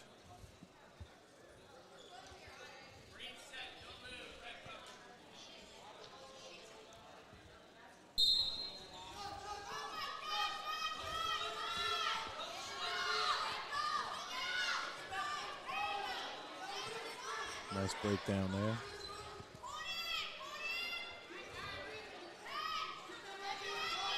What do you think about these singlets from Team Louisiana? Oh, outstanding. I'm a big fan. I like them a lot. I compare them a lot. I think Chad does a great job with these designs, or whoever he gets to handle these designs. They look great. I like the gold singlets that the Team Louisiana boys were wearing earlier. I've seen the green singlets that the Baton Rouge team's going to wear, or rather New Orleans team's going to wear later. Very comparable, I think, and a lot like what Coach Mahoney does for public school state. The gear package that the champions get.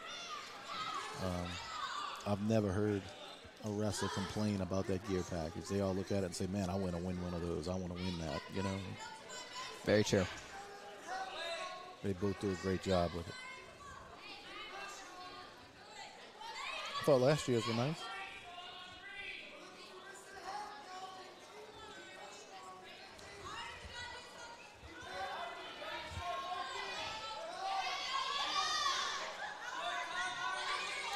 And now we're working hard on top. This second period's coming to a close. Irani's not giving anything up, but man, she was working hard on top.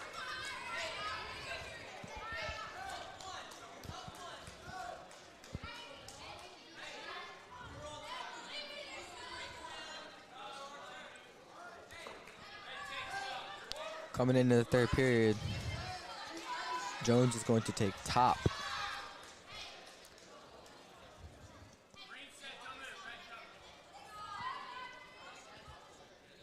Down 1-0.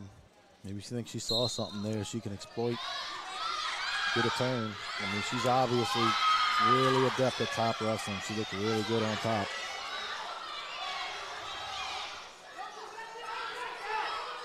Harrison's going to go for a reversal here. She's got to be careful not to get rolled.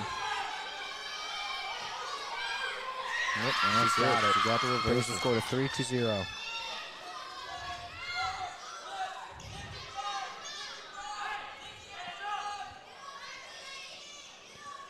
Jones is going to need to create some action in order to close this lead, maybe take one of her own.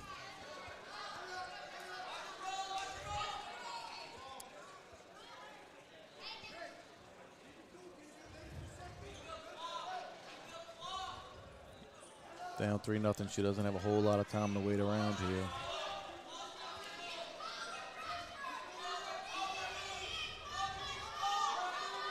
Comes up into a quad pod, and Randy breaks her back down. Yep. Little spurt there on bottom, and Coming up on 40 seconds left. almost got out.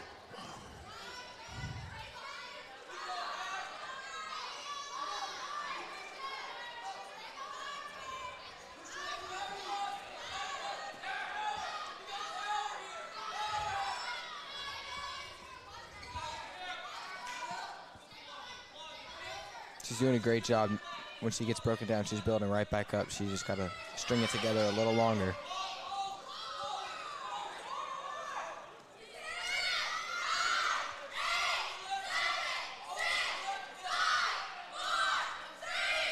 You hear the countdown, and that's going to do it.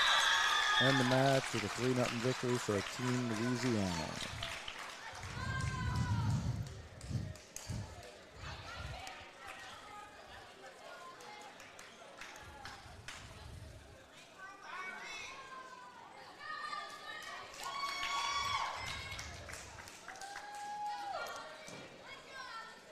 For the 235 weight class, we're going to have Allison Flores Hernandez from Baton Rouge High representing Team Louisiana. She was a junior this year, and she won state.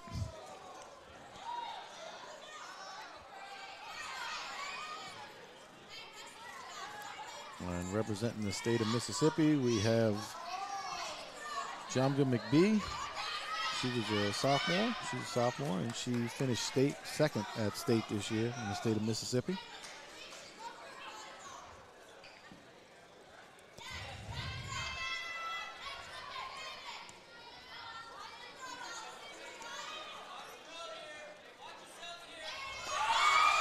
Oh, a big trip there.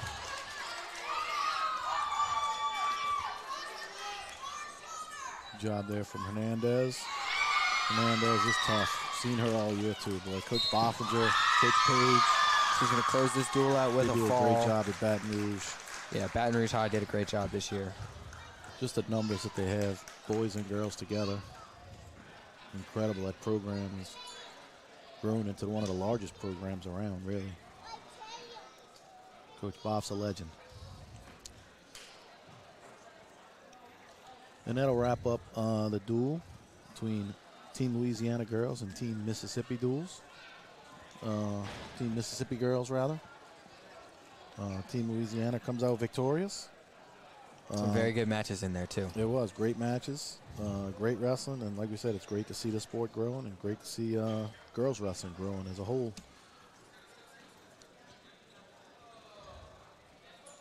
And best part about it, no matter what happens, there they go, you know, walking across the mat, shaking hands, everybody smiling. You know, maybe disappointed with a loss, but you put it behind you and you keep moving forward and you go back to work tomorrow and work to get better. That's what wrestling's about. There's my buddy Hassan. Hey, Hassan. The New Shouting Orleans that team high. coming over to warm up before they do it with Mississippi. The New Shouting Orleans that team high. coming over to warm up before they do it with Mississippi. That's right, we do. We have Team New Orleans boys against Team Mississippi boys coming up next. Team New Orleans coached by Coach Brandon Surrency from Archbishop Shaw High School.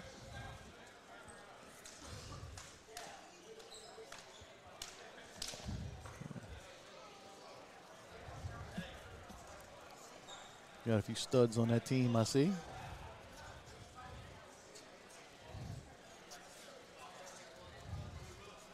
Caden Richard from Acadiana.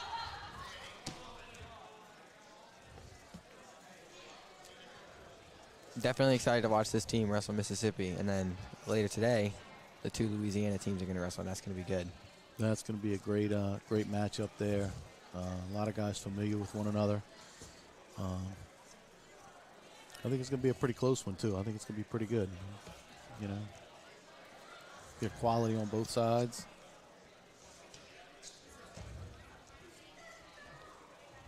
This will be fun to watch.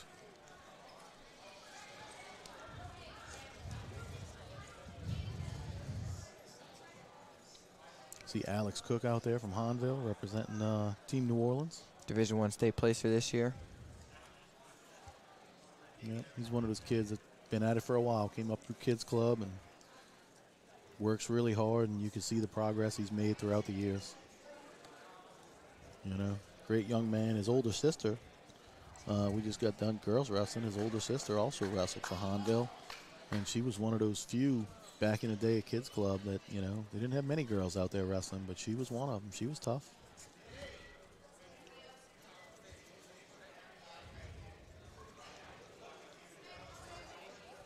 Still see her. She comes out and supports her brother. I saw her at tournaments this year.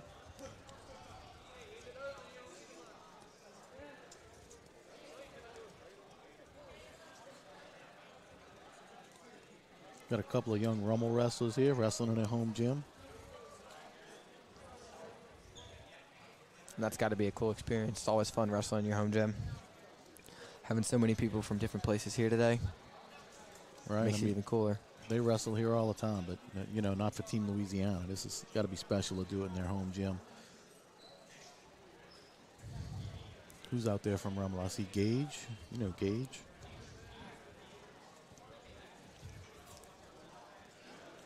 Yeah, he's a tough little wrestler. Yeah, Coach Rod's here to support him. Coach Christian Meir. Come out to watch their wrestlers.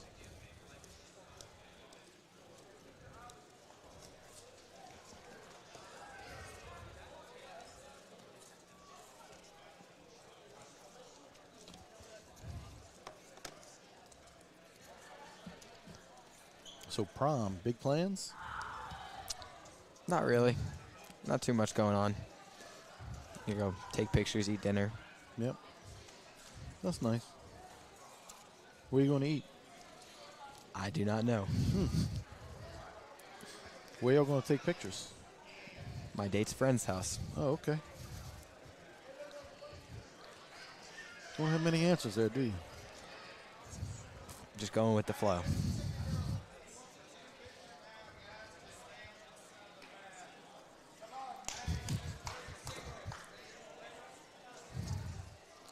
So do you think your brother's listening to us right now? You think Ray's listening? If he's awake. Well, yeah, yes. He could be. He should be. I mean, I would hope he is.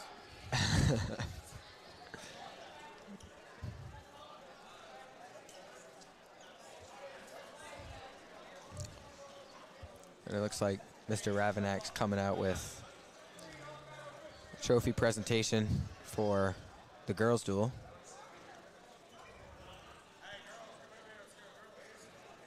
Yep. The girls come back to the center of the mat, Team Louisiana and Team Mississippi.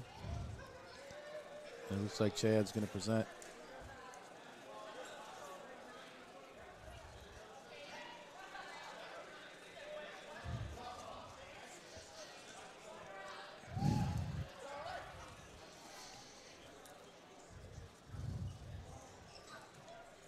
Take a team picture now with the trophy. Presented The Gator 2025 Gator Duel runner-up team, Mississippi.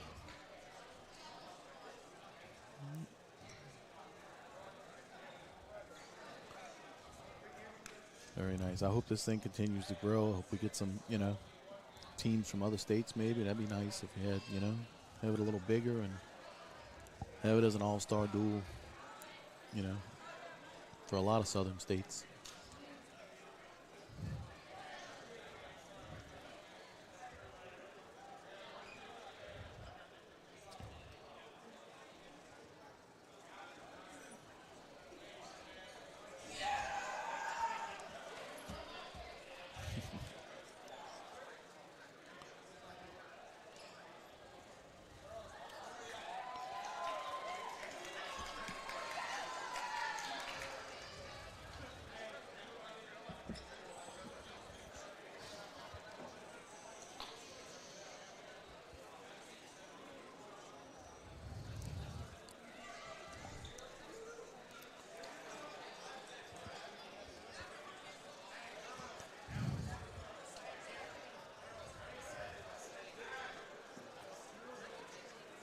Congratulations to Team Mississippi. We got the trophy presentation for the team champions, Team Louisiana. Chad hands the trophy off to Chevy Coleman. Team Louisiana gathers for a picture. Along with Chad and their coaches, Coach Raven.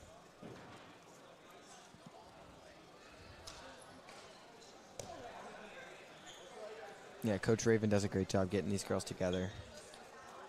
Yeah, she has meant a lot to girls wrestling here in the state of Louisiana for sure. Also,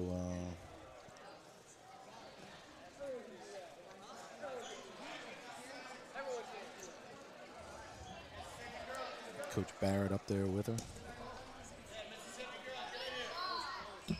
And now we'll get Louisiana and Mississippi all together to take a big group picture.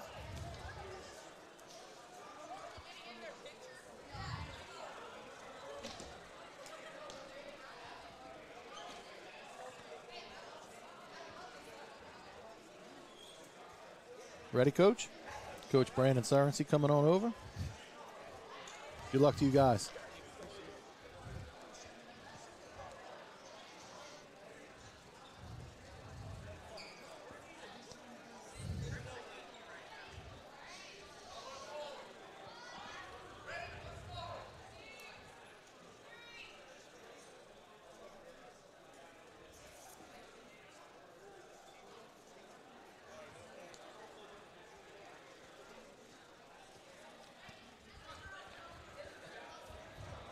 See the Mississippi boys warming up off to the side while the girls are taking their pictures.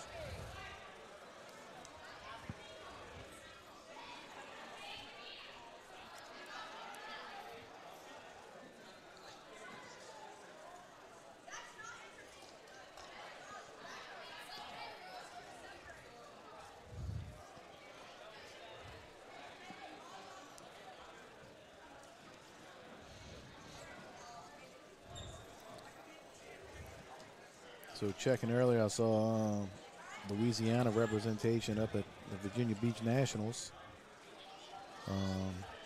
As of after yesterday, Louisiana had 4 wrestlers who advanced to the quarterfinals,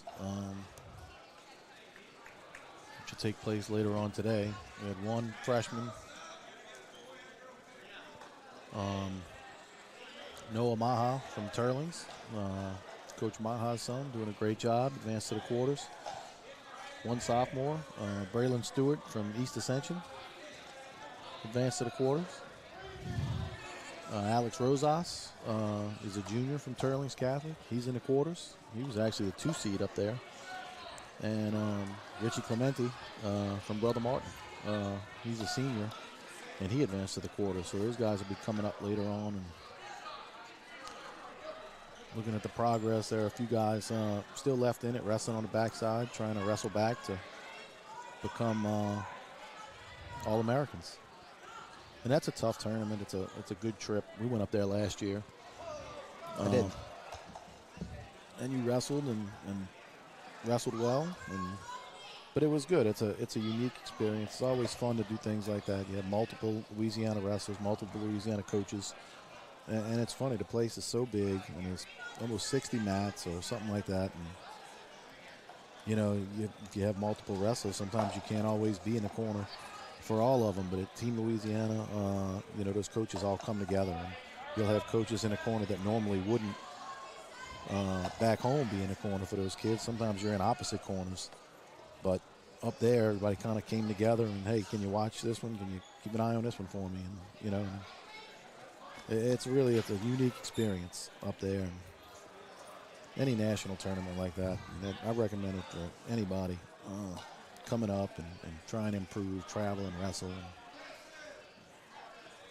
Whether it's Virginia Beach or Adidas or Reno or whatever, you see outside competition, and it really brings the wrestling family in Louisiana together. You know, you compete against each other all year long, and doing something like that kind of brings you together, brings you closer together. So here we're going to take a picture with all of Team girls and Louisiana. guys. Or this is all Team Louisiana. I guess girls and guys together. I see Brandon Sellers back there in the back. Had to change his shirt back to the team gear.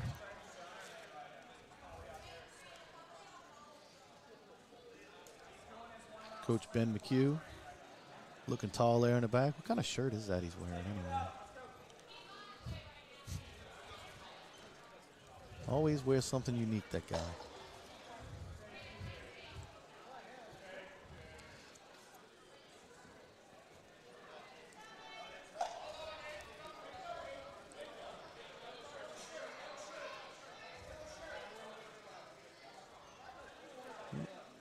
There's Cousin Aiden. Late to the running party. late. Yep.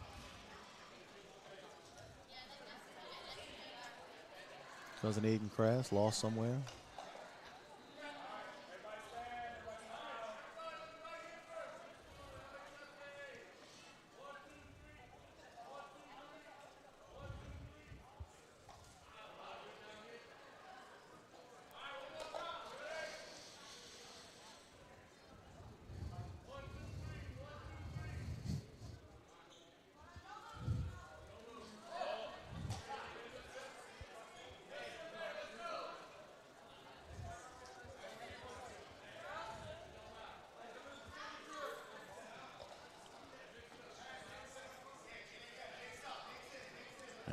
Team Mississippi. Join in on the picture. Girls and guys taking a picture. Along with Team Louisiana. Really nice turnout today. It is. Definitely bigger than last year's.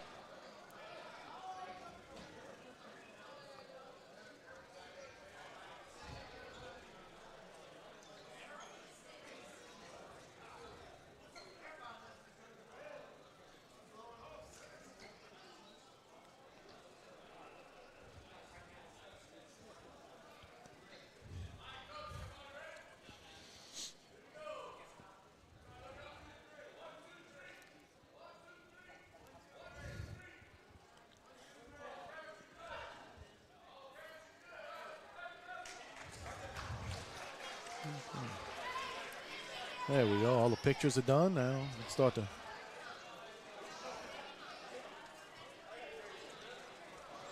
Coach McHugh grabs that out of uniform shirt that Brandon Sellers had and trying it on.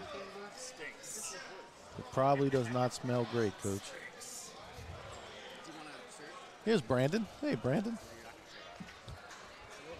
In June, the two Fountain Blue wrestlers represented well and both got victories earlier.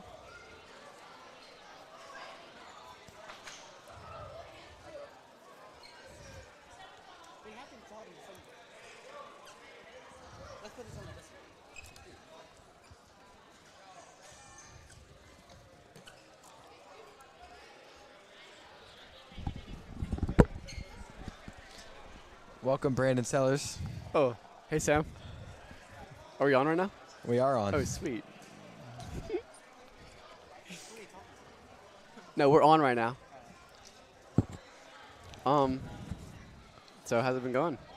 Not too bad. What'd you think about that girls' duel? It was pretty sweet. A lot of good action. Louisiana girls did what Louisiana girls do. About right. Well said. How'd you feel about that first match earlier today? About mine? Yeah, yours. Oh, it was pretty sweet. Got to my attacks good. Yeah, that's about right. I don't know. Not totally sure. I think that kid's pretty good. I think he won state. We'll see how he does in this next duel against, I want to say some Shaw kid. Is it? Ooh. Sweet. Got 5 minutes.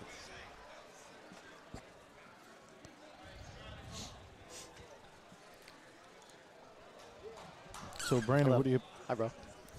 So Brandon, what are your plans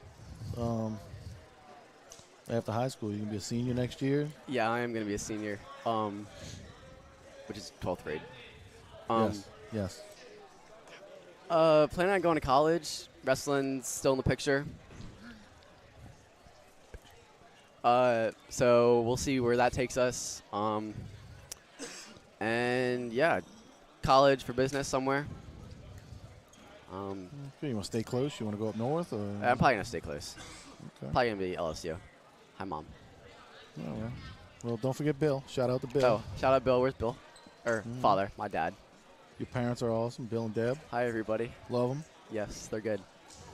I don't know who just won this coin toss, but hopefully All it right, was so we're Louisiana. getting ready to start the boys' duel. I'm going to turn it over now to Chuck Stahl, head coach at Patrick Taylor High School. Great up-and-coming program. Just had their first state champ this year. Yeah, that was pretty At sweet. heavyweight. That was amazing. He's doing a great job over there. So I'm going to turn it over to him now for this next boys' duel. Their heavyweight won at D3, 285. Pretty sweet matchup going on there. That kid's really good. I'm going to turn mine over as well. Thanks to Chad Ravenek for having me today. It was a great time.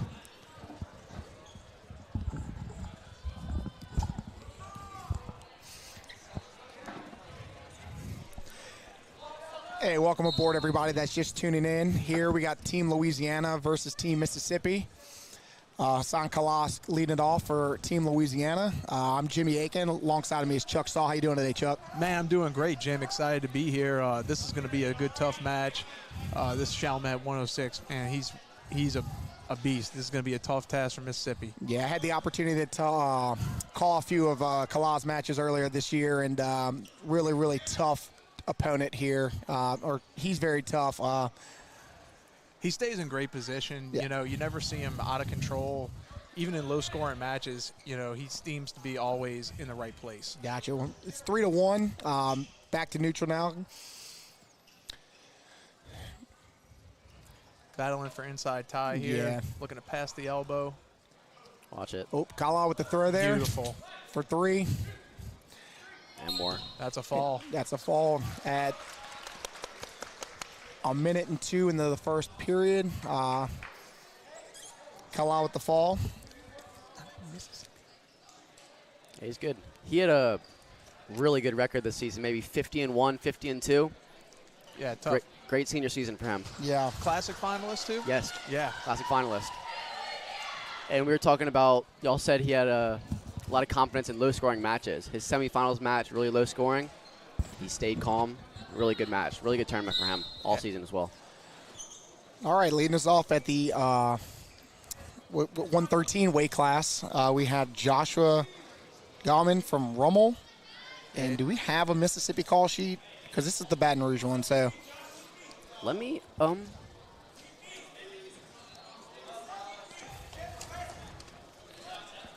this is going to be a takedown. this is going to be right here. It's a takedown, 3.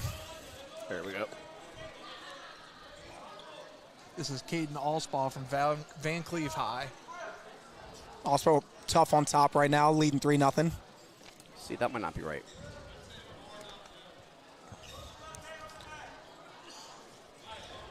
Looking to gain some kind of wrist control, working underneath here, staying tough on top. He's got that wing in. If he can just block off that right arm, get a wrist or block Get a the wrist. elbow.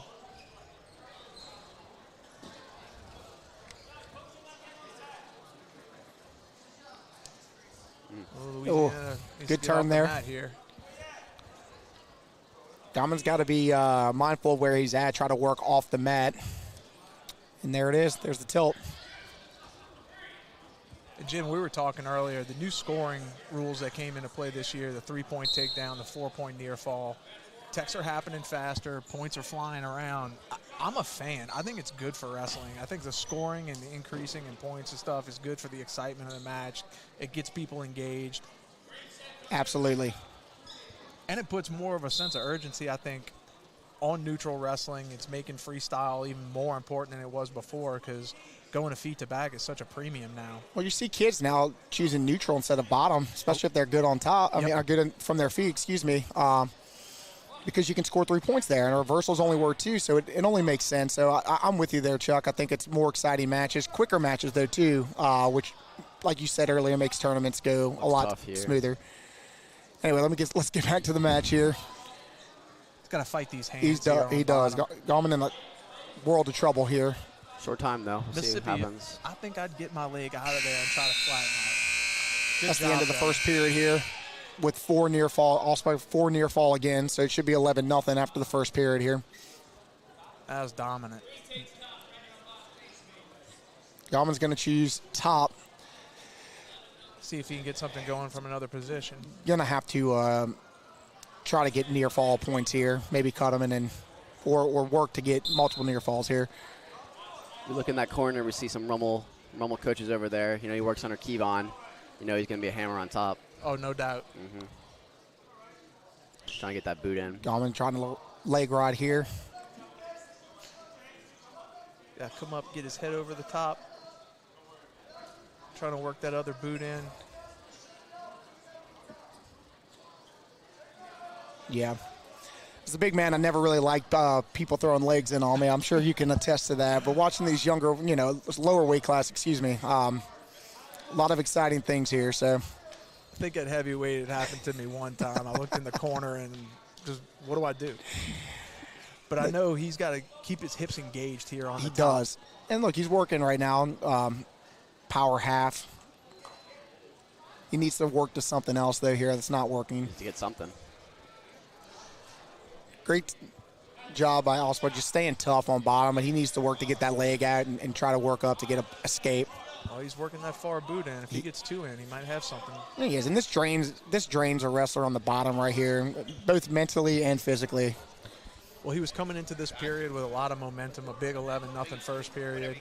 Yeah. And now, being flattened out on his belly, it might be changing things a little bit, but we still got a very deep hole here. Big thing is Gomez got to work to get something. And if not, he may have to look to cut him and try to work on his feet. some takedowns here, maybe a throw to his back to get 7, and that's where the new scoring comes in as well. You can, instead of a 5-point, it's a 7-point throw now. So Allspaw just staying tough, man. He needs to work to try and get out of here. I'm calling him now. It's short time. You can't cut him. You just got to work it out. We've got 10 seconds left in the second period. Allspaw with a commanding 11-0 lead, probably heading into the third. Ooh, you can elevate that foot. And there it is. So not a lot in second period there. No scoring at all. Both guys picking top. Allspaw's going to choose top.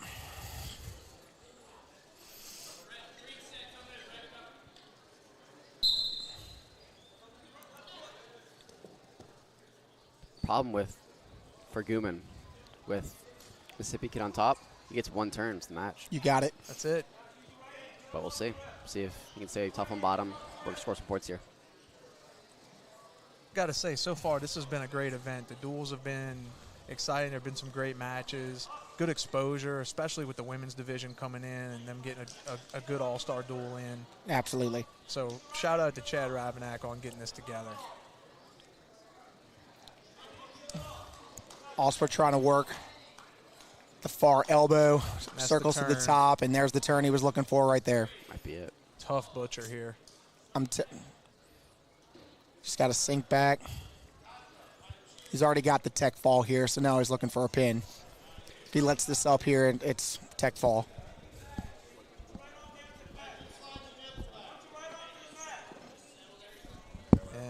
I thought he was getting out. Oh, and he's off his back there, but 4 near fall. It's going to be a tech fall for Allspaw. Tough wrestling by him. So yeah, big win for Mississippi, getting bonus points here, keeping the duel tight. Absolutely.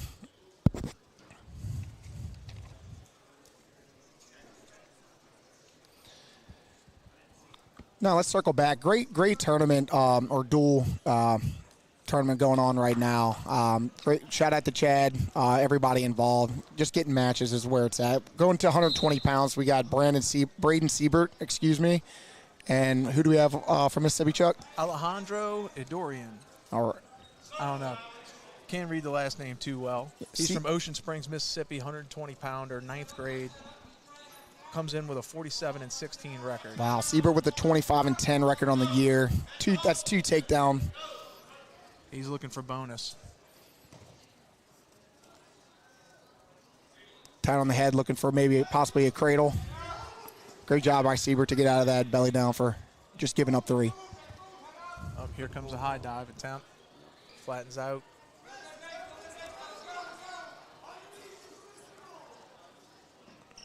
Rodding those hips, looking to get something, possibly throw a leg in, but he's kind of high right there, Chuck.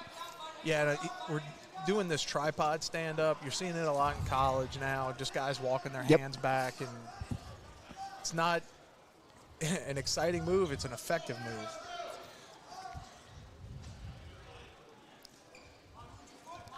Alejandro still staying. Siebert looking to reverse, and now he's scoring.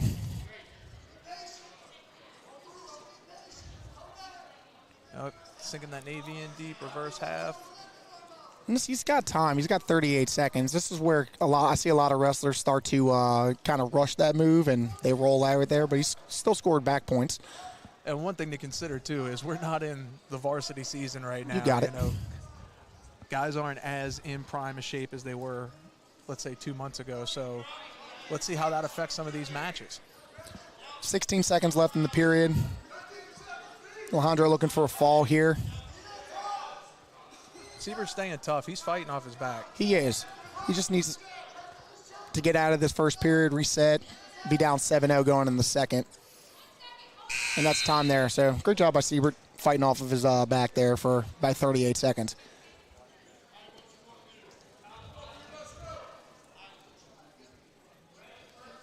Alejandro to first to Siebert.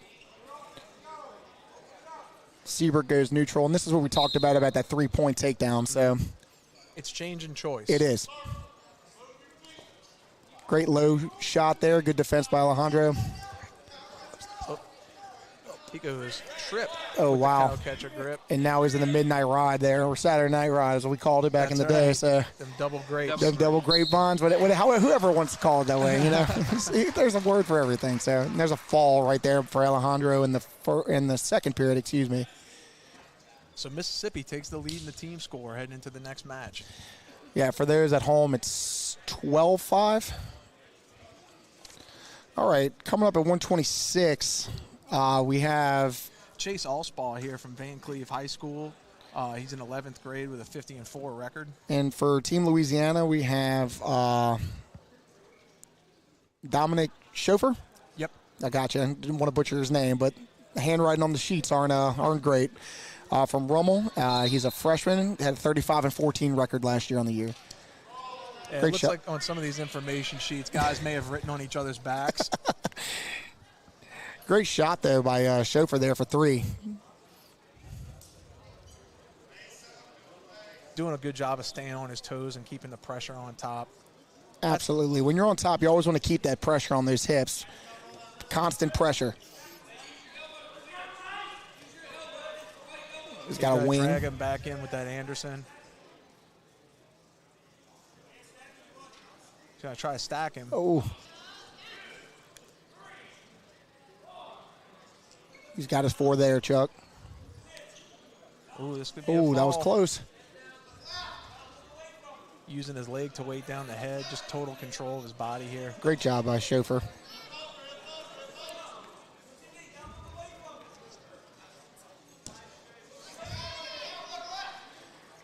Man, that's tight around the waist. That is a tight grip around the waist there.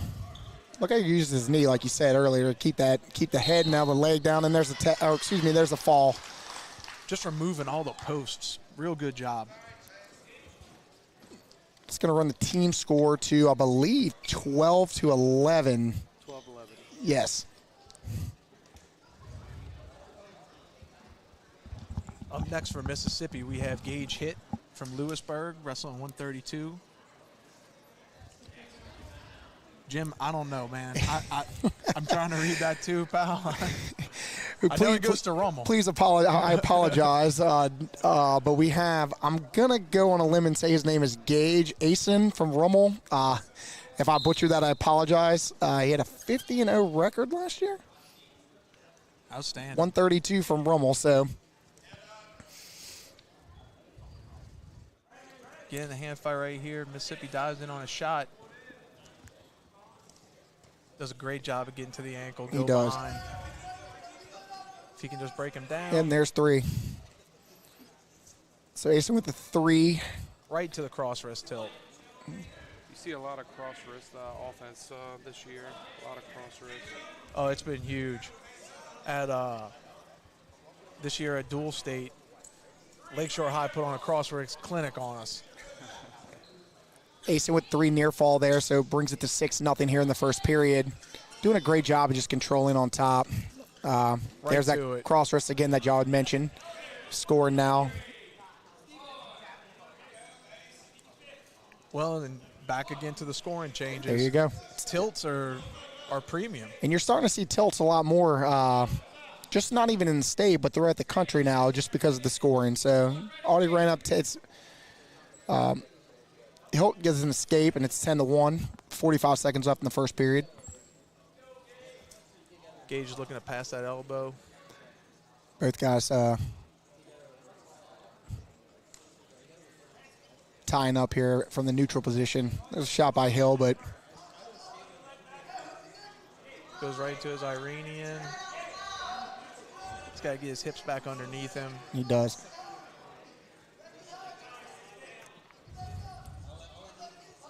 Uh-oh. Kind of in a funky position here.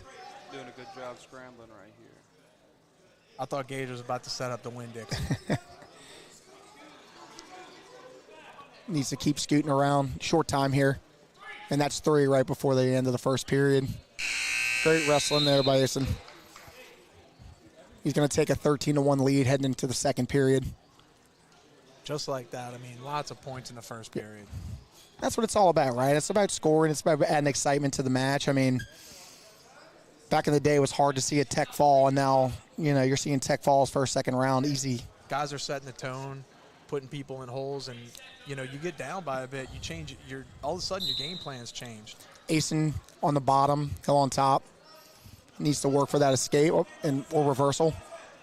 And there it is. 2 reversal. I'm going to hold that arm Turk. This is going to be the match here. Got to get his hips back right there. Another thing, get those hips engaged. Arch your back up. Make yourself real heavy. Yep. Great job by Hill to fight up his back, but still dominant performance by Asen here. Going to run the team score up to, I believe it's 16 to 12.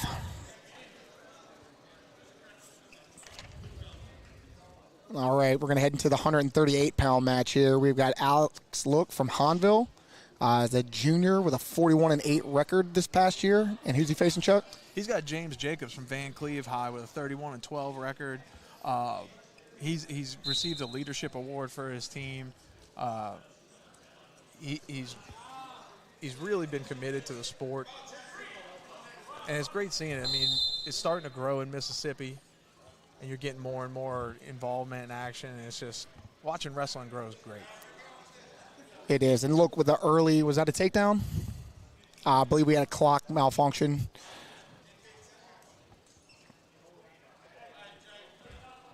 Looks like they're going to give it to him. I think they gave it to him. That's going to be 3-0 Look. Running the clock, 15 seconds off the clock here. So a minute 45 left in the first period. Looks up 3-0. Jacobs looking for the switch there. Again, giving up that cross wrist. I've seen a lot of that on the Mississippi team, just giving up that cross wrist. Great job by Look rolling through, but staying on it. He's looking to stack it. If he can stay in between the legs, he's in good shape here. Yeah. He's got his 4 near fall there, so needs to be mindful of where he's at on the mat. Mississippi can just crawl forward a little bit, Mr. Jacobs. There you go. There he goes. Like you said, Chuck, sometimes you just need a restart. Yeah. No shame in getting off the mat there. You can't yell, get off the mat, but you can say, look where you are. Look up 7-0, first period.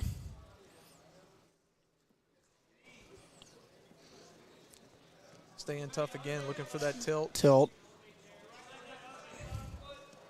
We've seen every wrestler from Team Louisiana thus far looking for a tilt here while on top. So working to get their points and then looking from there to work for a fall. There it is. There it is. Good 2-on-1. And it's going to be another 4 near fall for Look. They'll take it to 11-0 with 30 seconds left in the first. Jacobs got to watch out here. You can't give up another turn. No.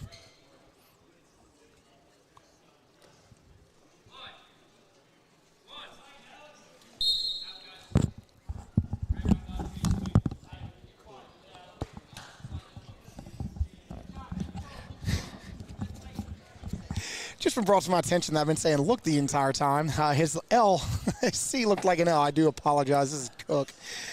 Thank you so much. It's not every day that I get to call somebody from Hanville's match, so I do apologize to all of our listeners out there. There he goes. Another turn. That'll do it. A takedown and a couple turns and it's mad. 15-0. The final for Alex Cook from Hanville. So it's going to run the team score up to 22-11.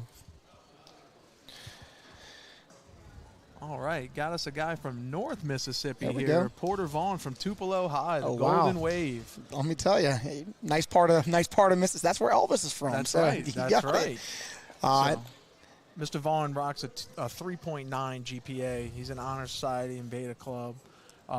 So not just a great athlete, but a student athlete. he's going to be going up against Benjamin Elling, who is a junior with a 31-12 record on the year.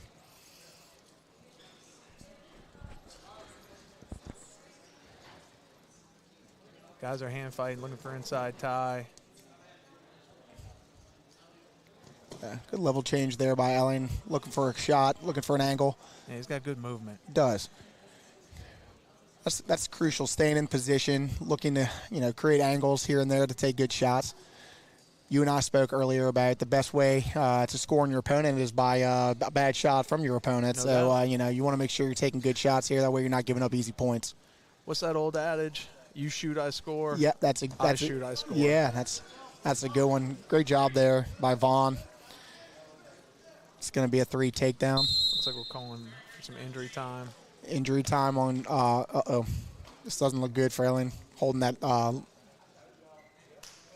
right arm, Yeah, it looks right like elbow. He hyperextended that elbow. You never want to see that happening.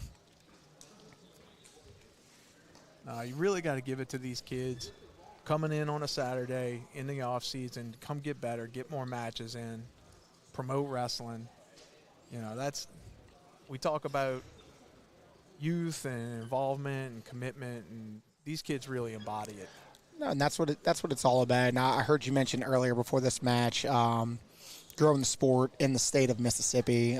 You and I both had the opportunity to go to college in Mississippi, and they had no idea what wrestling was when I told them that I wrestled back in Louisiana. So it's great to see the sport growing in that state.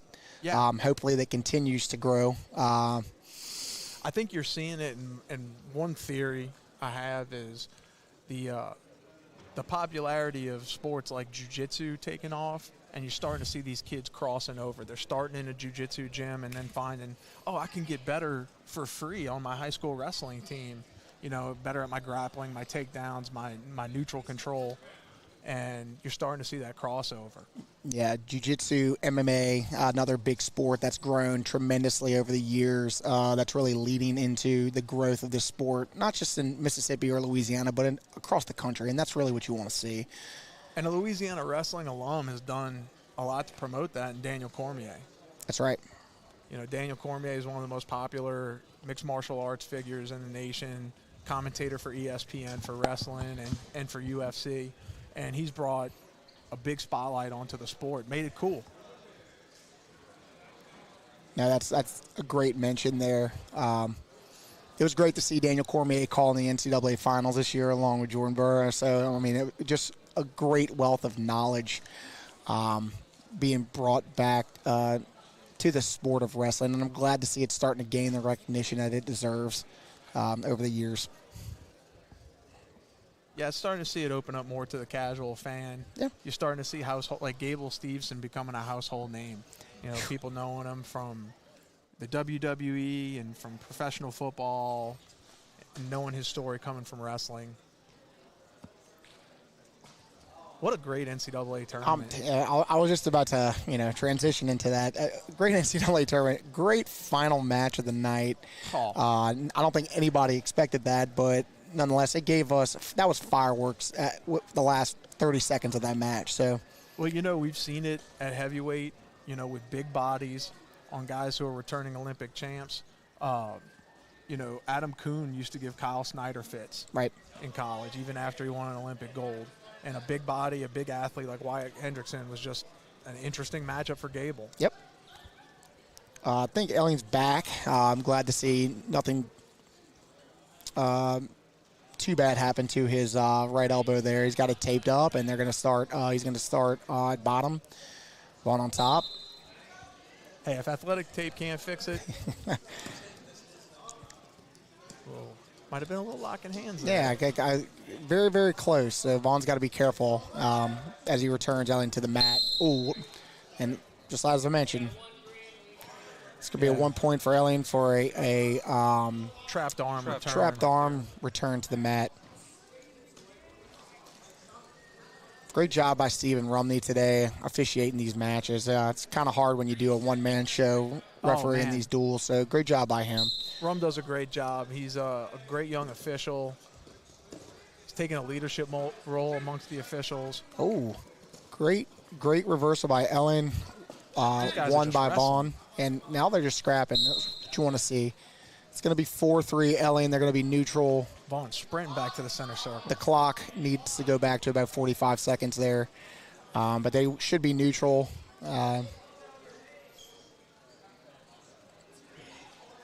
Yeah, 40. Coach is asking for 42, 43 seconds. That's where I think it ended when they went out.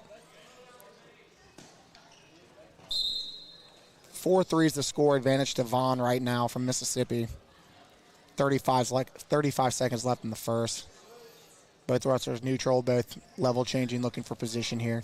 See if we can get one more exchange before the period ends. That was a nice little flurry they had right there before they went out of bounds. Double leg attempt. Good defense by Vaughn. Double leg attempt there from Ellen. Like these guys got to work for head position. There's Vaughn putting it right there. Ellen trying to work the wrist. He could pass that elbow. Yep. Shot attempt by Ellen. Ooh. Just showing the power. Showing power there right off the mat at the end of the first period. Vaughn has choice starting the second period. They defer. Ellen's going to take bottom to start the second period.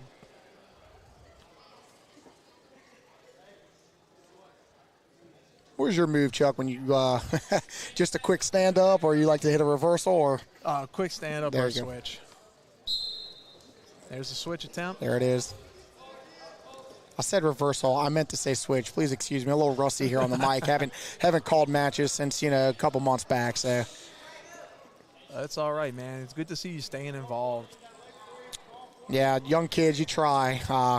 Sometimes they take you away from the sport, but trying to get my boys involved in wrestling now, so it's always a good excuse to come back here and call these matches.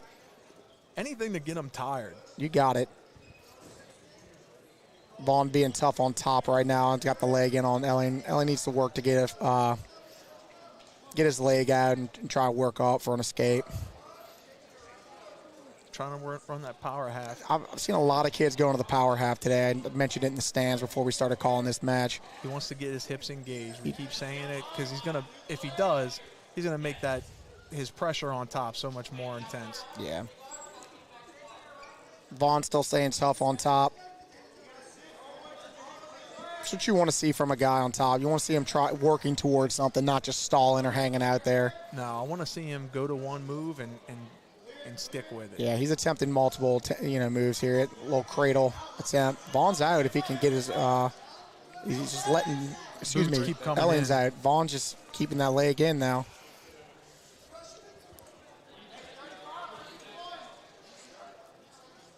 Been a tough ride. Yeah, Ellen's still down one, looking for a reversal. Now he's on his back. Great job by Vaughn catching him there, trying to hit a switch.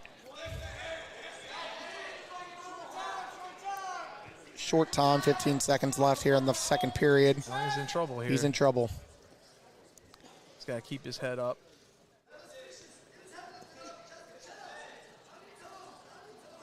Vaughn needs to stay on his toes, go chest to chest. And there's the pin with 1 second left in the second period for Vaughn.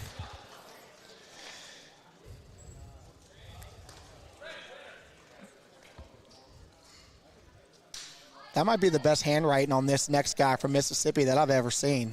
I tell you what, not only is the handwriting beautiful, gave me a pronunciation of the name too, not just the name. Phonetic spelling. And that's the word I'm looking for, Coach. Thank you.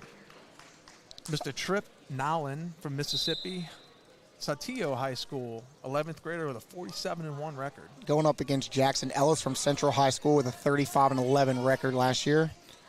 Junior, and a quick three by Ellis to start the Excuse me. It wasn't a takedown. I apologize. It was a flea in the mat call for 1 point for Ellis. So Ellis is going to take a 1-0 lead. Slide by right there. The clock needs to start. There we go. And Ellis has really been coming on, man. Like, his wrestling has grown a lot. I know he wrestles a lot. Tries to get as many matches as he can. And that's what it's all about, especially right now during the summertime, is just getting matches, getting experience, exposure, putting yourself in uncomfortable situations, learning new moves, and perfecting the ones that you already know. So it's good to see that. It's a great time to take risks, to try stuff out. There's nothing on the line here, so it's just good old-fashioned wrestling. Good shot there, but great defense by Nolan. Trying to step over that ankle. Yep. Good job here by Still scrambling. Ellis. Good job by Ellis just to give that up. He's always in trouble. So that's going to be a 3 takedown for Nolan. So it's 3-1 Nolan right now in the first period. Nice crossface there, looking to gain control of the wrist. What I like about Nolan, he in his hobbies here, put crumble cookie. Love that. I respect that big time. Well, when you're cutting weight, I mean. Yeah. And that's another thing, too. Some of these guys might be wrestling a weight class or two up, considering, they may cut down to, 28 during the season. Where they're wrestling today isn't where they wrestle during the season necessarily. And you and I never got the opportunity to really summer wrestle just because we were playing football. So we didn't really get the ton of exposure in the summer that we probably should have, Yeah, football coaches don't always see the value, the value and the benefit of an offensive lineman wrestling. I got you. And that's an escape from Ellis. That's going to be 3-2, 12 seconds left here in the first period. Head position's going to be big here. Oh, good shot by Ellis there. Look for the fireman, switch to a single. Got to cut it over. And, no. Tried that bar cigar. Good wizard there by Nolan to not give up any points. Going to go into the second period with Nolan up 3-2 over Ellis. Ellis's choice is going to choose bottom. Both guys looking to be breathing a little heavy right now, after that little flurry. And like you said, not really in the shape for the, season shape. So there's a cut. Right to a slide by. Right, good slide by there. He's got to finish. That's 3 for Ellis, takedown. I'm finally getting used to saying the old 3 takedown now because, it's been 2 for the longest time. Now it's 3, so it took some getting used to this year. You and me both, man. Just calculating scores in your head without trying to look at the scoreboard, and you're like, oh, wait, we're up by more. Yeah.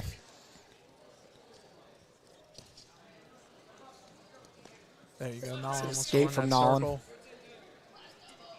Great job by both opponents when they're on bottom. Nolan taking that was a far shot. Far shot.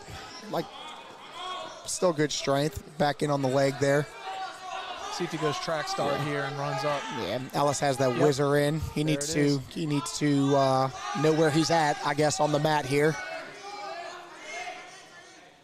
This is a good job by Ellis keeping the action on Great the job mat. by Ellis. Good job by Nolan, still on the leg there. Good scramble. He needs to hold on to that leg there, not give up any points.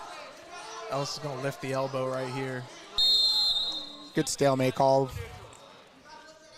Good defense there by Nolan. Got into a bad position and was able to hold on to the foot there and not give up any takedown. Minute left in the second period. It's 6-4.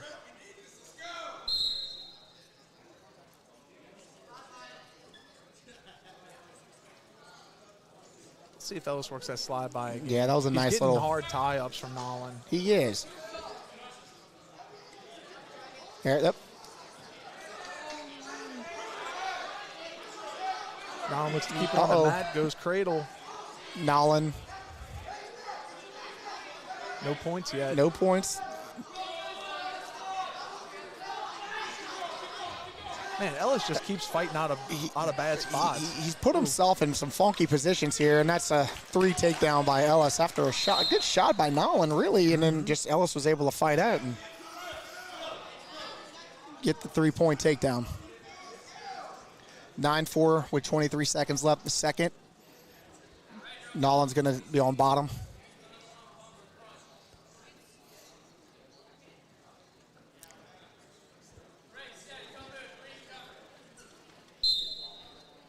Looking to put boots in. Yeah. A little shallow with the bottom hook. Yeah, he's getting situated now. Yeah. He could go to cross body right here. He got short time though. That's the only disadvantage for that.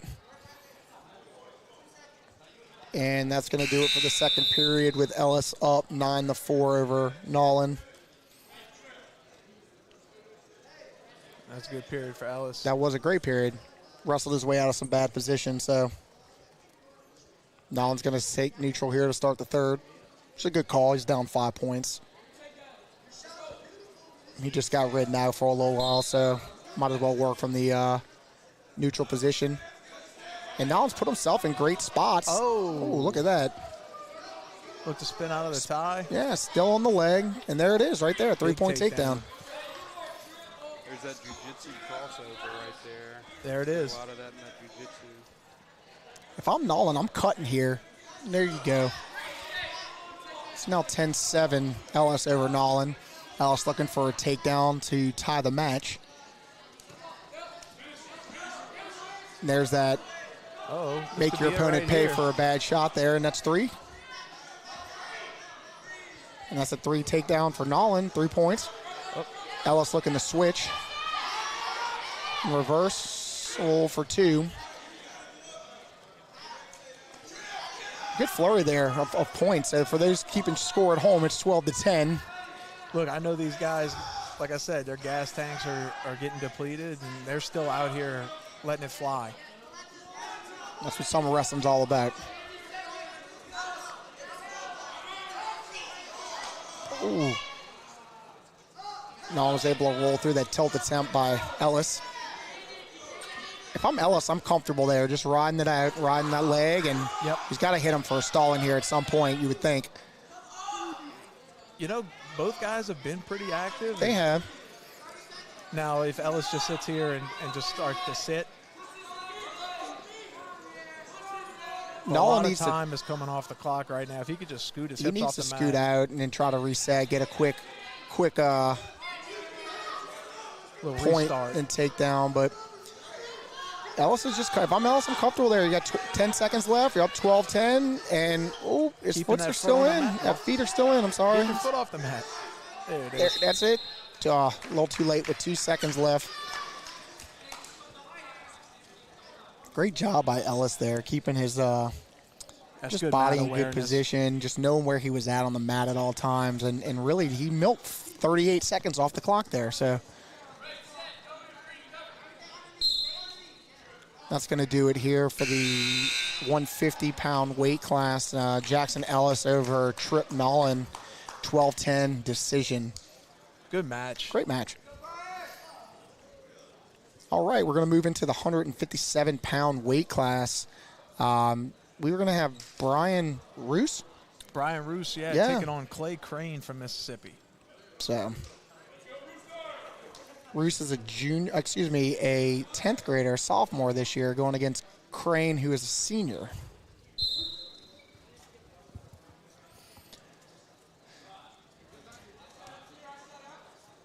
Crane looking for ties up high. Yeah, both wrestlers looking for position here.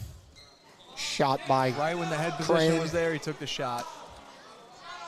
That's why head position's crucial in when you're tying up. And I mean, you probably remember, Jim, I mean, the first part of practice was just hand fighting. So I wrestled for a Maniac. So, yes, the first hour of practice after the hour of warm-ups was just hand fighting and, head position.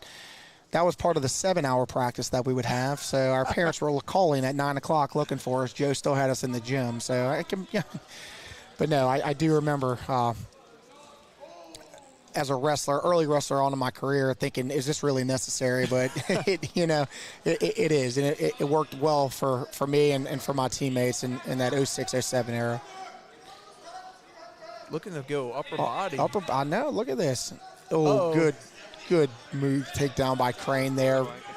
Little inside pick right to Roos's back.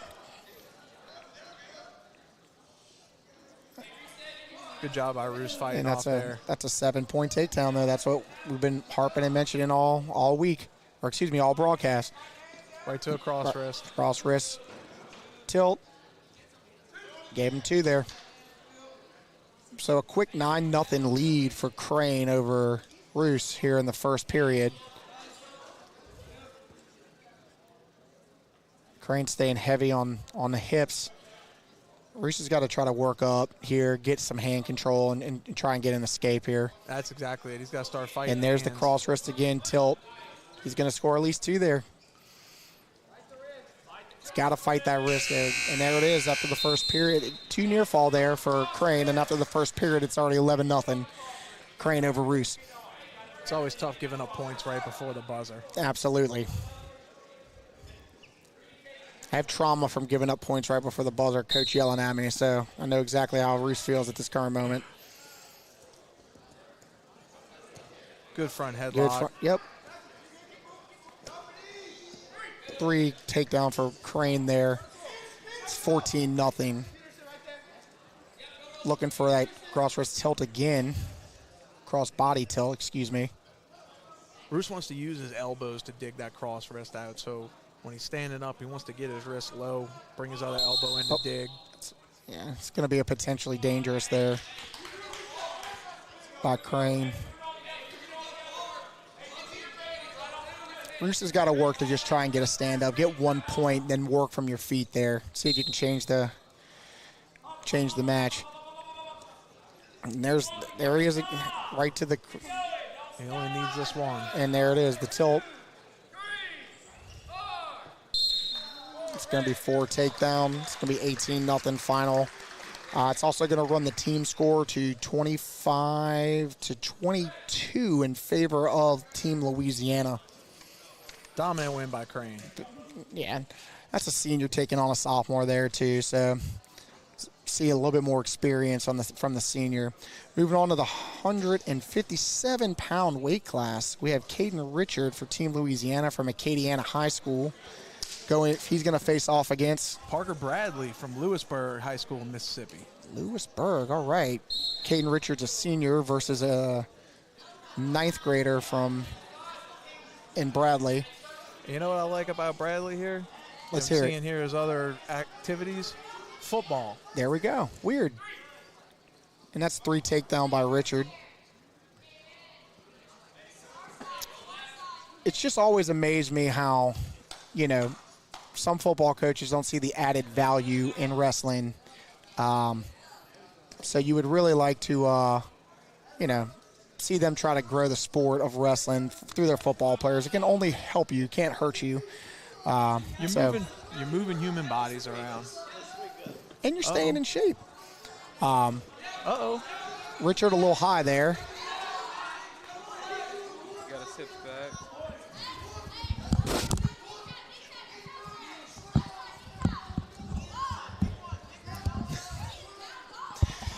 They gotta put on a apostrophe above these things, dude. All these kids. Please pardon my my language barrier here. I've been in South Louisiana my entire life. I should have known it was Richard, so thanks to the folks in the at least I think it is. Yeah, Richard, Richard, it's all the same, If he can pop his head out right here, he's gonna score. Right, I believe Richard had control though, Chuck. You're right. Yeah, so I think we were looking for Bradley to pop his head. Short time here, 22 seconds. Both wrestlers on the edge of the mat.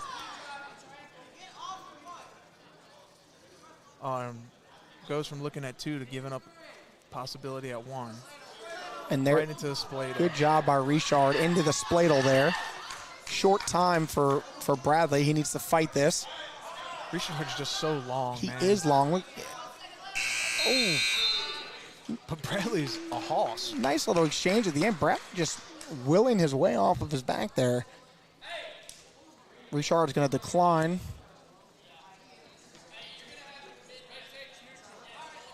Bradley's going to go neutral here. See if one of these guys can create a takedown here. So it's 3-0 Richard to start the second period. Clock issue. We've had several clock issues here.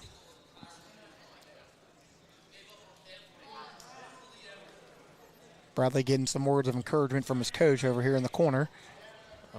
And Looks like Richard might be cramping a little bit. He's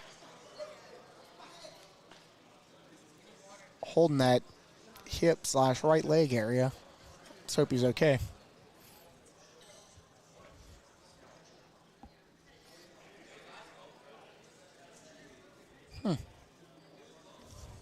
So Richard from Acadiana this year, public school state champ, district champ, 5th at the Louisiana Classic.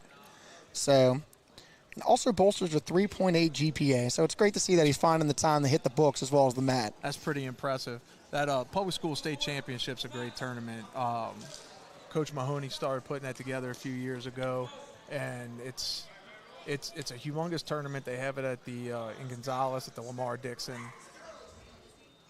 and it's just a great opportunity. Another event for a big tournament. Yeah. Richard looks to be okay. Restart the second period here. Man, he can get to that low single from a mile away. Well, he's very tall. He's very long, and so it gives him quite an advantage against Bradley, who's a little bit, shorter. Doing a good job of trying to work out of that. Head high is going to win. Yep. Still nothing given up yet.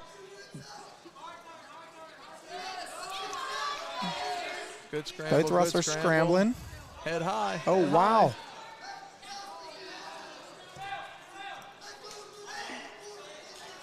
High. Nothing yet. That's going to be three for Bradley, right into a half.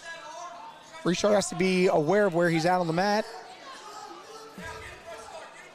If I'm Bradley, I'm getting off. Yeah, good job by Bradley. Two long legs touching the outside of the mat there. Yeah, so it's on the gym floor. Going to garner a restart here. Good takedown there by Bradley after a nice little exchange of moves and scrambling. Got the score tied up 3-all. Does a good job of stopping Richard's first move. He does. And I've always felt, too, in a high school setting, if you can stop your opponent's first move there, you're gonna be successful on top, working. We always talk about chain wrestling or whatnot, hitting consecutive moves, and, that's just a work in progress. Great job by Richard for reversal here. And now he has Bradley on his back, and he's deep. That's a lot of legs. That is. Bradley doesn't want to be in that position right now.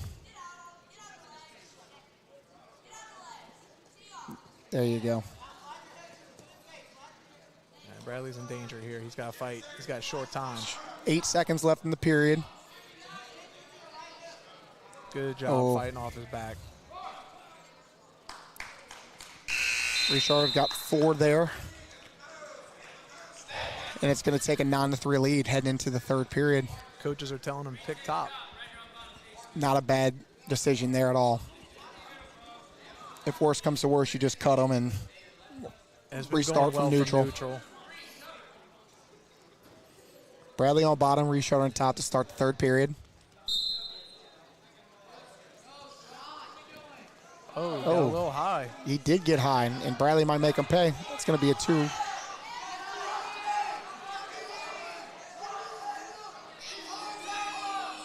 No points yet. Now there's 2 reversal for Bradley. He's got that hammer lock on he the does back have, now. He needs to do something with that. Yeah, let's keep that. Mm-hmm.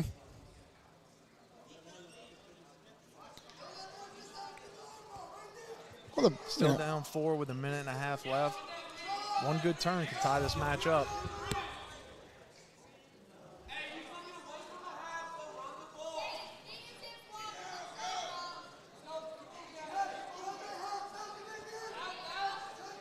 Bradley might want to look to cut, go takedowns.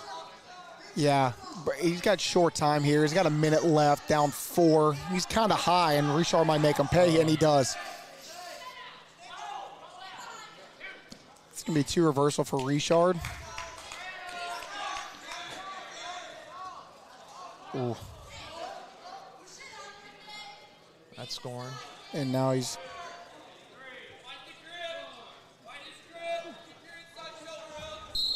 And that's going to be a fall for Richard. 38 seconds left in the third period. Good match.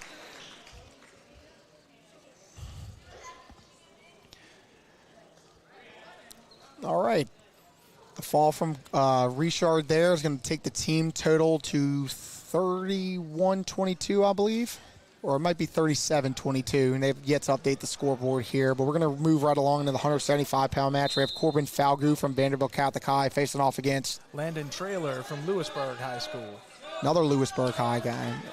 Falgu's going to have 3 takedown there to start the match. Trailer's going to get 1 escape. Back to neutral. Good right shot. To a swing single. Great shot by Falgu there. Right to his back.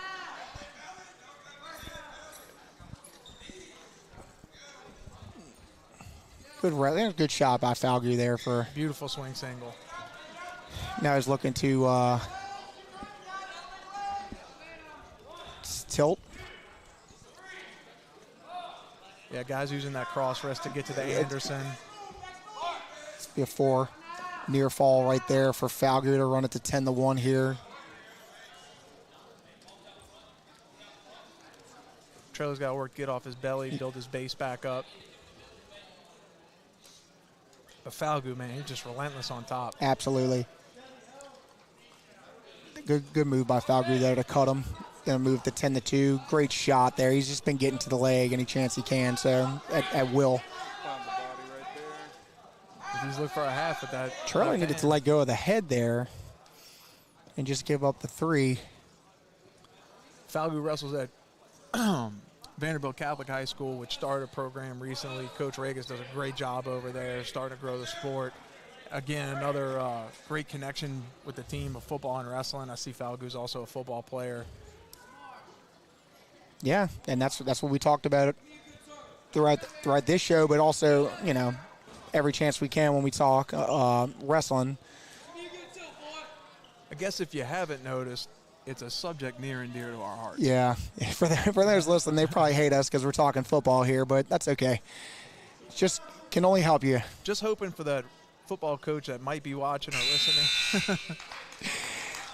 Great first period there by Falgu. Take a 16-2 lead. Really scoring at will there against Trailer. Great shot selection by Falgu. I think he had 3 singles that he hit and then also some tilts. So I think he was 100% on his takedown. Yeah, pretty good track record there. Now, Trailer's got to find a way to get something going here on top. Yep, if Falgu escapes, it's a tech fall there. So Trailer's got to look to get a quick turn. Looks like he was working the cross wrist.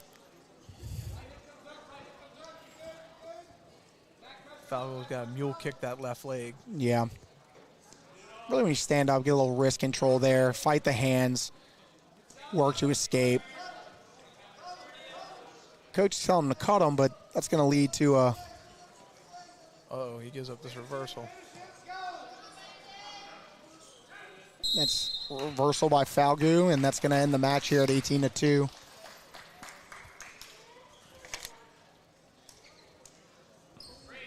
All right, moving on to the 190-pound weight class. We're going to have Brody Irwin from Kenner Discovery, a junior, taking on. This is Bradley Spicer from Team Mississippi, a 10th grader. Finished 5th place in their state tournament. So it should be interesting. I tell you what. Brody Irwin, the legend Dan Irwin's son, out here wrestling today. So we got to see Spicer wrestle earlier against Team Baton Rouge, and this is a big kid, Chuck. Yeah. Oh, big physical kid. Called him a tough match earlier in the day. He did. This is, I tell you what, this is where you don't want to be against Brody Irwin because he's going to hit that clamp and roll. He is beautiful at it. Great job by Spicer to get out of it. Spicer with an early takedown, up 3-0 right now in the first period. Irwin needs to look to get out from the bottom here. Spicer with just a really if he tight. Gives that deep, tight waist. Tight waist. He's going to get rolled.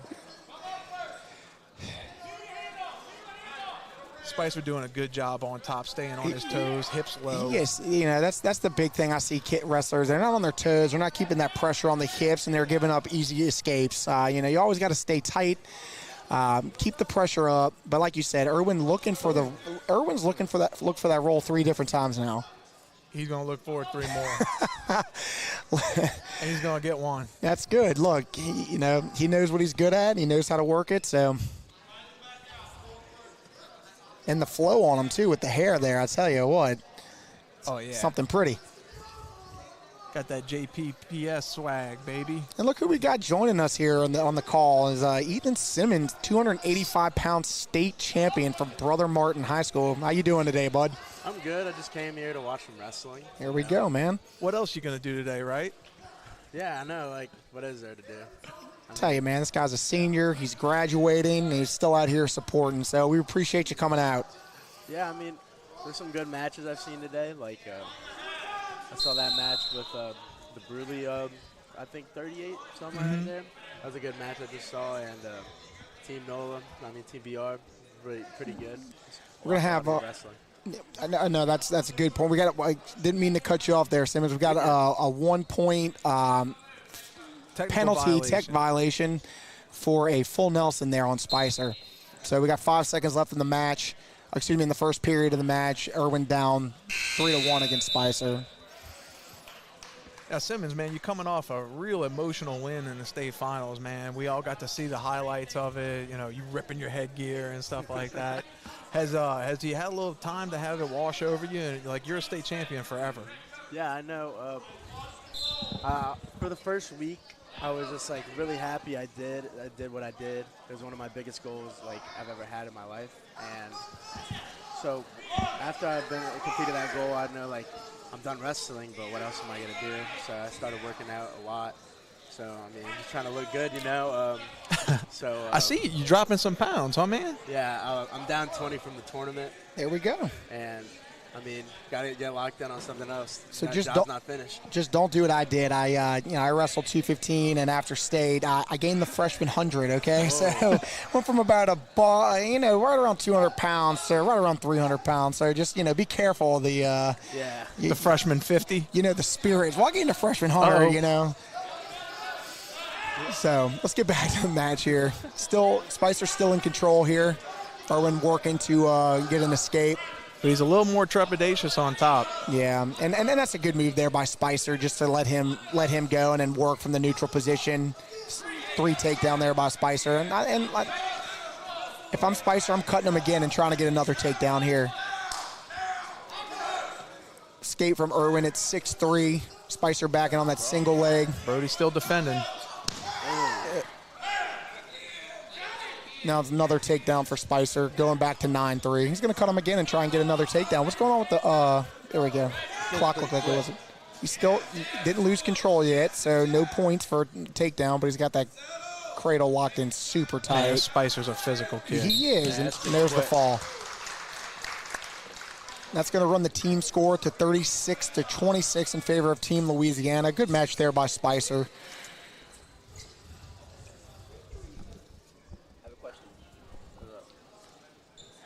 All right, moving into the 215-pound weight class. This one's near and dear to my heart. We have... That's Kevon Green. Kevon Green from Kenner Discovery, and he's going to take on... He's taking on Jordan Sherrod from Van Cleve High School. All right. I've seen this guy wrestle a couple times. He's really repping Kenner Discovery really well. Yeah, no, Green is tough, man. He is a super talented kid. He's very technical, and he's really athletic. We also had the opportunity to see Sherrod wrestle earlier this morning against Team Baton Rouge, and he hit that low single right off the whistle there. So he's pretty quick for a big man. He is. So this should be a very interesting and good matchup by both of these guys. For both of them being 215s, they wrestle like little guys. I wish I looked like that when I wrestled 215, Chuck. Me too. All right. With guys tying up here. Feeling each other out a little bit. Yeah. I always like watching the big guys wrestle, But we're all three right here wrestling, repping the 215 to 285 weight class. Chuck was 275, so, You got to show my age there, man. Hold on. Well, let me rephrase that. He wasn't 275 pounds. He came in the light. His dad always joked there was a biscuit away from about 240. So and now he looks like he's about a biscuit away from 185. So I'm just trying to get like the Honduran Hammer over here, man. Trying to get right. I'm telling you, man. Simmons is looking good. So. And look, this might be a biased broadcast right now because we're all three here sitting from Brother Martin, but we're proud of you, man, for all the hard work you put in, everything you did from sophomore year and be second in state to drop into 215 your junior year and then bumping back up to win state. I mean, just great career all around, man. We're all really proud of you for everything you've done and accomplished in the Crimson and Gold singlet. Thank you so much, sir. It means a lot. So what's the plans for you for next year? I'm thinking about taking some time off, like some wrestling right now. Gotta get my knees like a little like more like intact. You said attached? Gotta get them a little stronger. But I think I'm gonna do the club next year, or maybe find a guy to work with next year, preparing for state. I know there's a couple guys on the BR team that look pretty good. I know I'm gonna be not in like the New Orleans area, but I've been working with Godso before. I've wrestled him a little bit on the BR team. Kid's got a lot of talent, and I think he's gonna be pretty good. So I think I'm gonna just go get some college work in, and maybe get some like wrestling work in if I can. It was a great tripod stand-up by Green here, getting to his feet, earn the escape. It's gonna be 1-0 now. Well, Ethan, man, the one thing I got to say, watching your career, watching you from a junior high wrestler all the way through, it's your passion for wrestling, man. The way you love the sport. You just like being here. You like being around the guys. So stay involved. Keep up with that, man. Go coach. Go get around other people. Just stay around the sport, man, because you know if you love it, it loves you back. Yeah, I've made a lot of friends here. Like a lot of like some lifelong relationships I probably will add too. Like with my teammates, other teammates, national teammates. I'm always watching guys, like even looking at some Virginia Beach practice right now too. Wishing those guys some good luck too. Green with the escape. We're back to neutral here. Not a lot of scoring in the first 2.5 minutes of this match, but both guys still trying to feel each other out. Both real strong, powerful guys here, so might be a little reluctant to shoot in on those legs here. Try and work a throw by or something like that. I tell you what, that's what Green's pretty good at, man. He throws by and gets that snatch single. Or capitalize off of a bad shot here, but keep circling, keep looking for position as you, a little trip attempt here. Yeah, both of these guys are super quick, man. I'm really thinking about who's gonna get who. I think it's gonna go the distance. Seen a big guy tie up there, hanging out on the head and the elbow, so. Been a few Russian attempts. Yeah, we get a bad stigma for us just hanging out there, but that's just how we wrestle, Miss slide by, Green staying on him.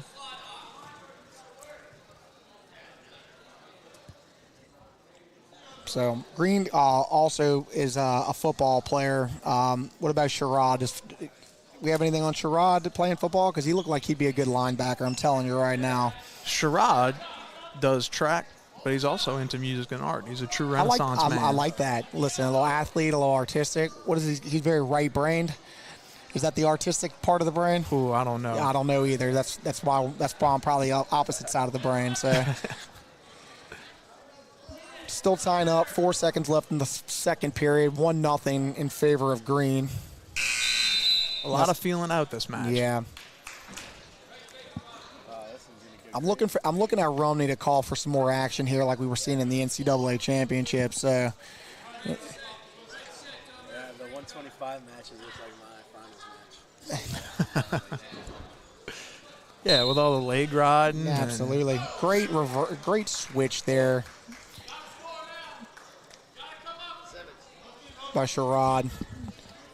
It's going to be 2-1 over Green at the current moment. Oh, we have the pleasure of Chad Ravanack joining us here on the broadcast. Chad, Big money, Jim. Thanks for joining us. Thanks for putting together this all-star tournament here. It's been a great turnout. We've seen some good wrestling. Yeah, it's been pretty good. Obviously we had ambitions of having a little bit bigger turnout state-wise, etc., having a couple more teams and states in attendance. But nonetheless, look, man, we had some kids. Oh, my God. Yeah, we're seeing Chad had to jump off there for a second. We're seeing USA Wrestling trying to grow the sport here through some tournaments and various other kind of all-star duels and whatnot. So we appreciate Chad and them's efforts as we continue to try and grow the sport we love. Yeah, and Crescent City Wrestling's been a big part of that. Mm-hmm. They put on this event here. They put on the dual state tournament. They've done a really good job getting exposure and bringing opportunities for people to see the sport that can't necessarily get into the arena. Absolutely. We got 44 seconds left in the third period here. Sherrod's still on top of Green, 2-1. Green's got to work to get up here and try to skate, put this in, and that's not going to help there. Him trying to turn, and Sherrod made him pay for it there. Could be a match right there. And that's Green's got to work now. That's tight. Sorry about that. Just trying to keep a restroom reserved for all the ladies that are helping us throughout the tournament and don't want to get these high school boys in there. We understand. For obvious reasons. We understand. And that's going to be a fall with 19 seconds left in the third period by Green. It was a great match up until, the last 30 seconds by both wrestling tough. And then Green was, Sherrod was able to make Green pay for bad position. All right, moving on to 285, we're going to have Brandon Crespo for Team Louisiana. And I do not have a bio sheet for this Mississippi wrestler. 31-3. And we apologize to the Mississippi wrestler who we do not have a bio sheet on here.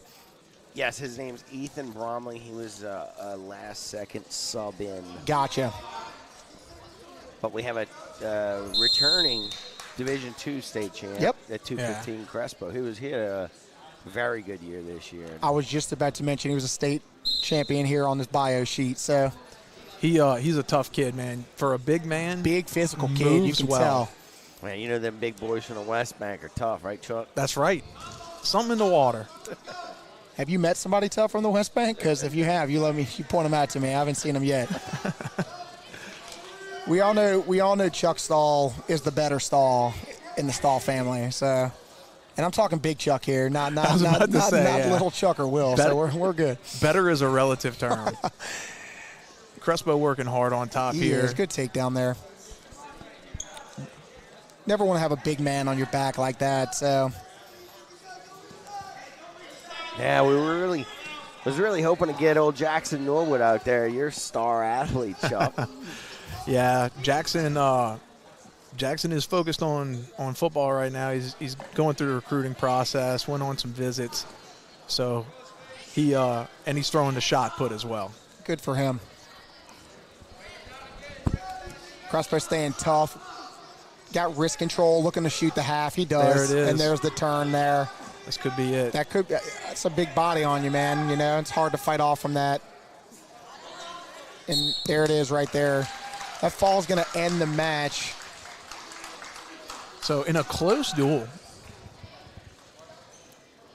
Yeah, close. Oh, they gave the other points, I believe. Oh, no, you're right. I'm so sorry. You're right. Close duel. Yeah. I thought that Team Louisiana won that last match there, so I apologize. Close duel meet here. Team Louisiana is going to get the win over Team Mississippi 42-34. I'm sorry for cutting you off there, Chuck. No problem. What's up, Owen? Put it on. You can put it on. Got another guest commentator coming into the booth. All right. Put it on the other way, buddy. Oh, no, you're good. You're good.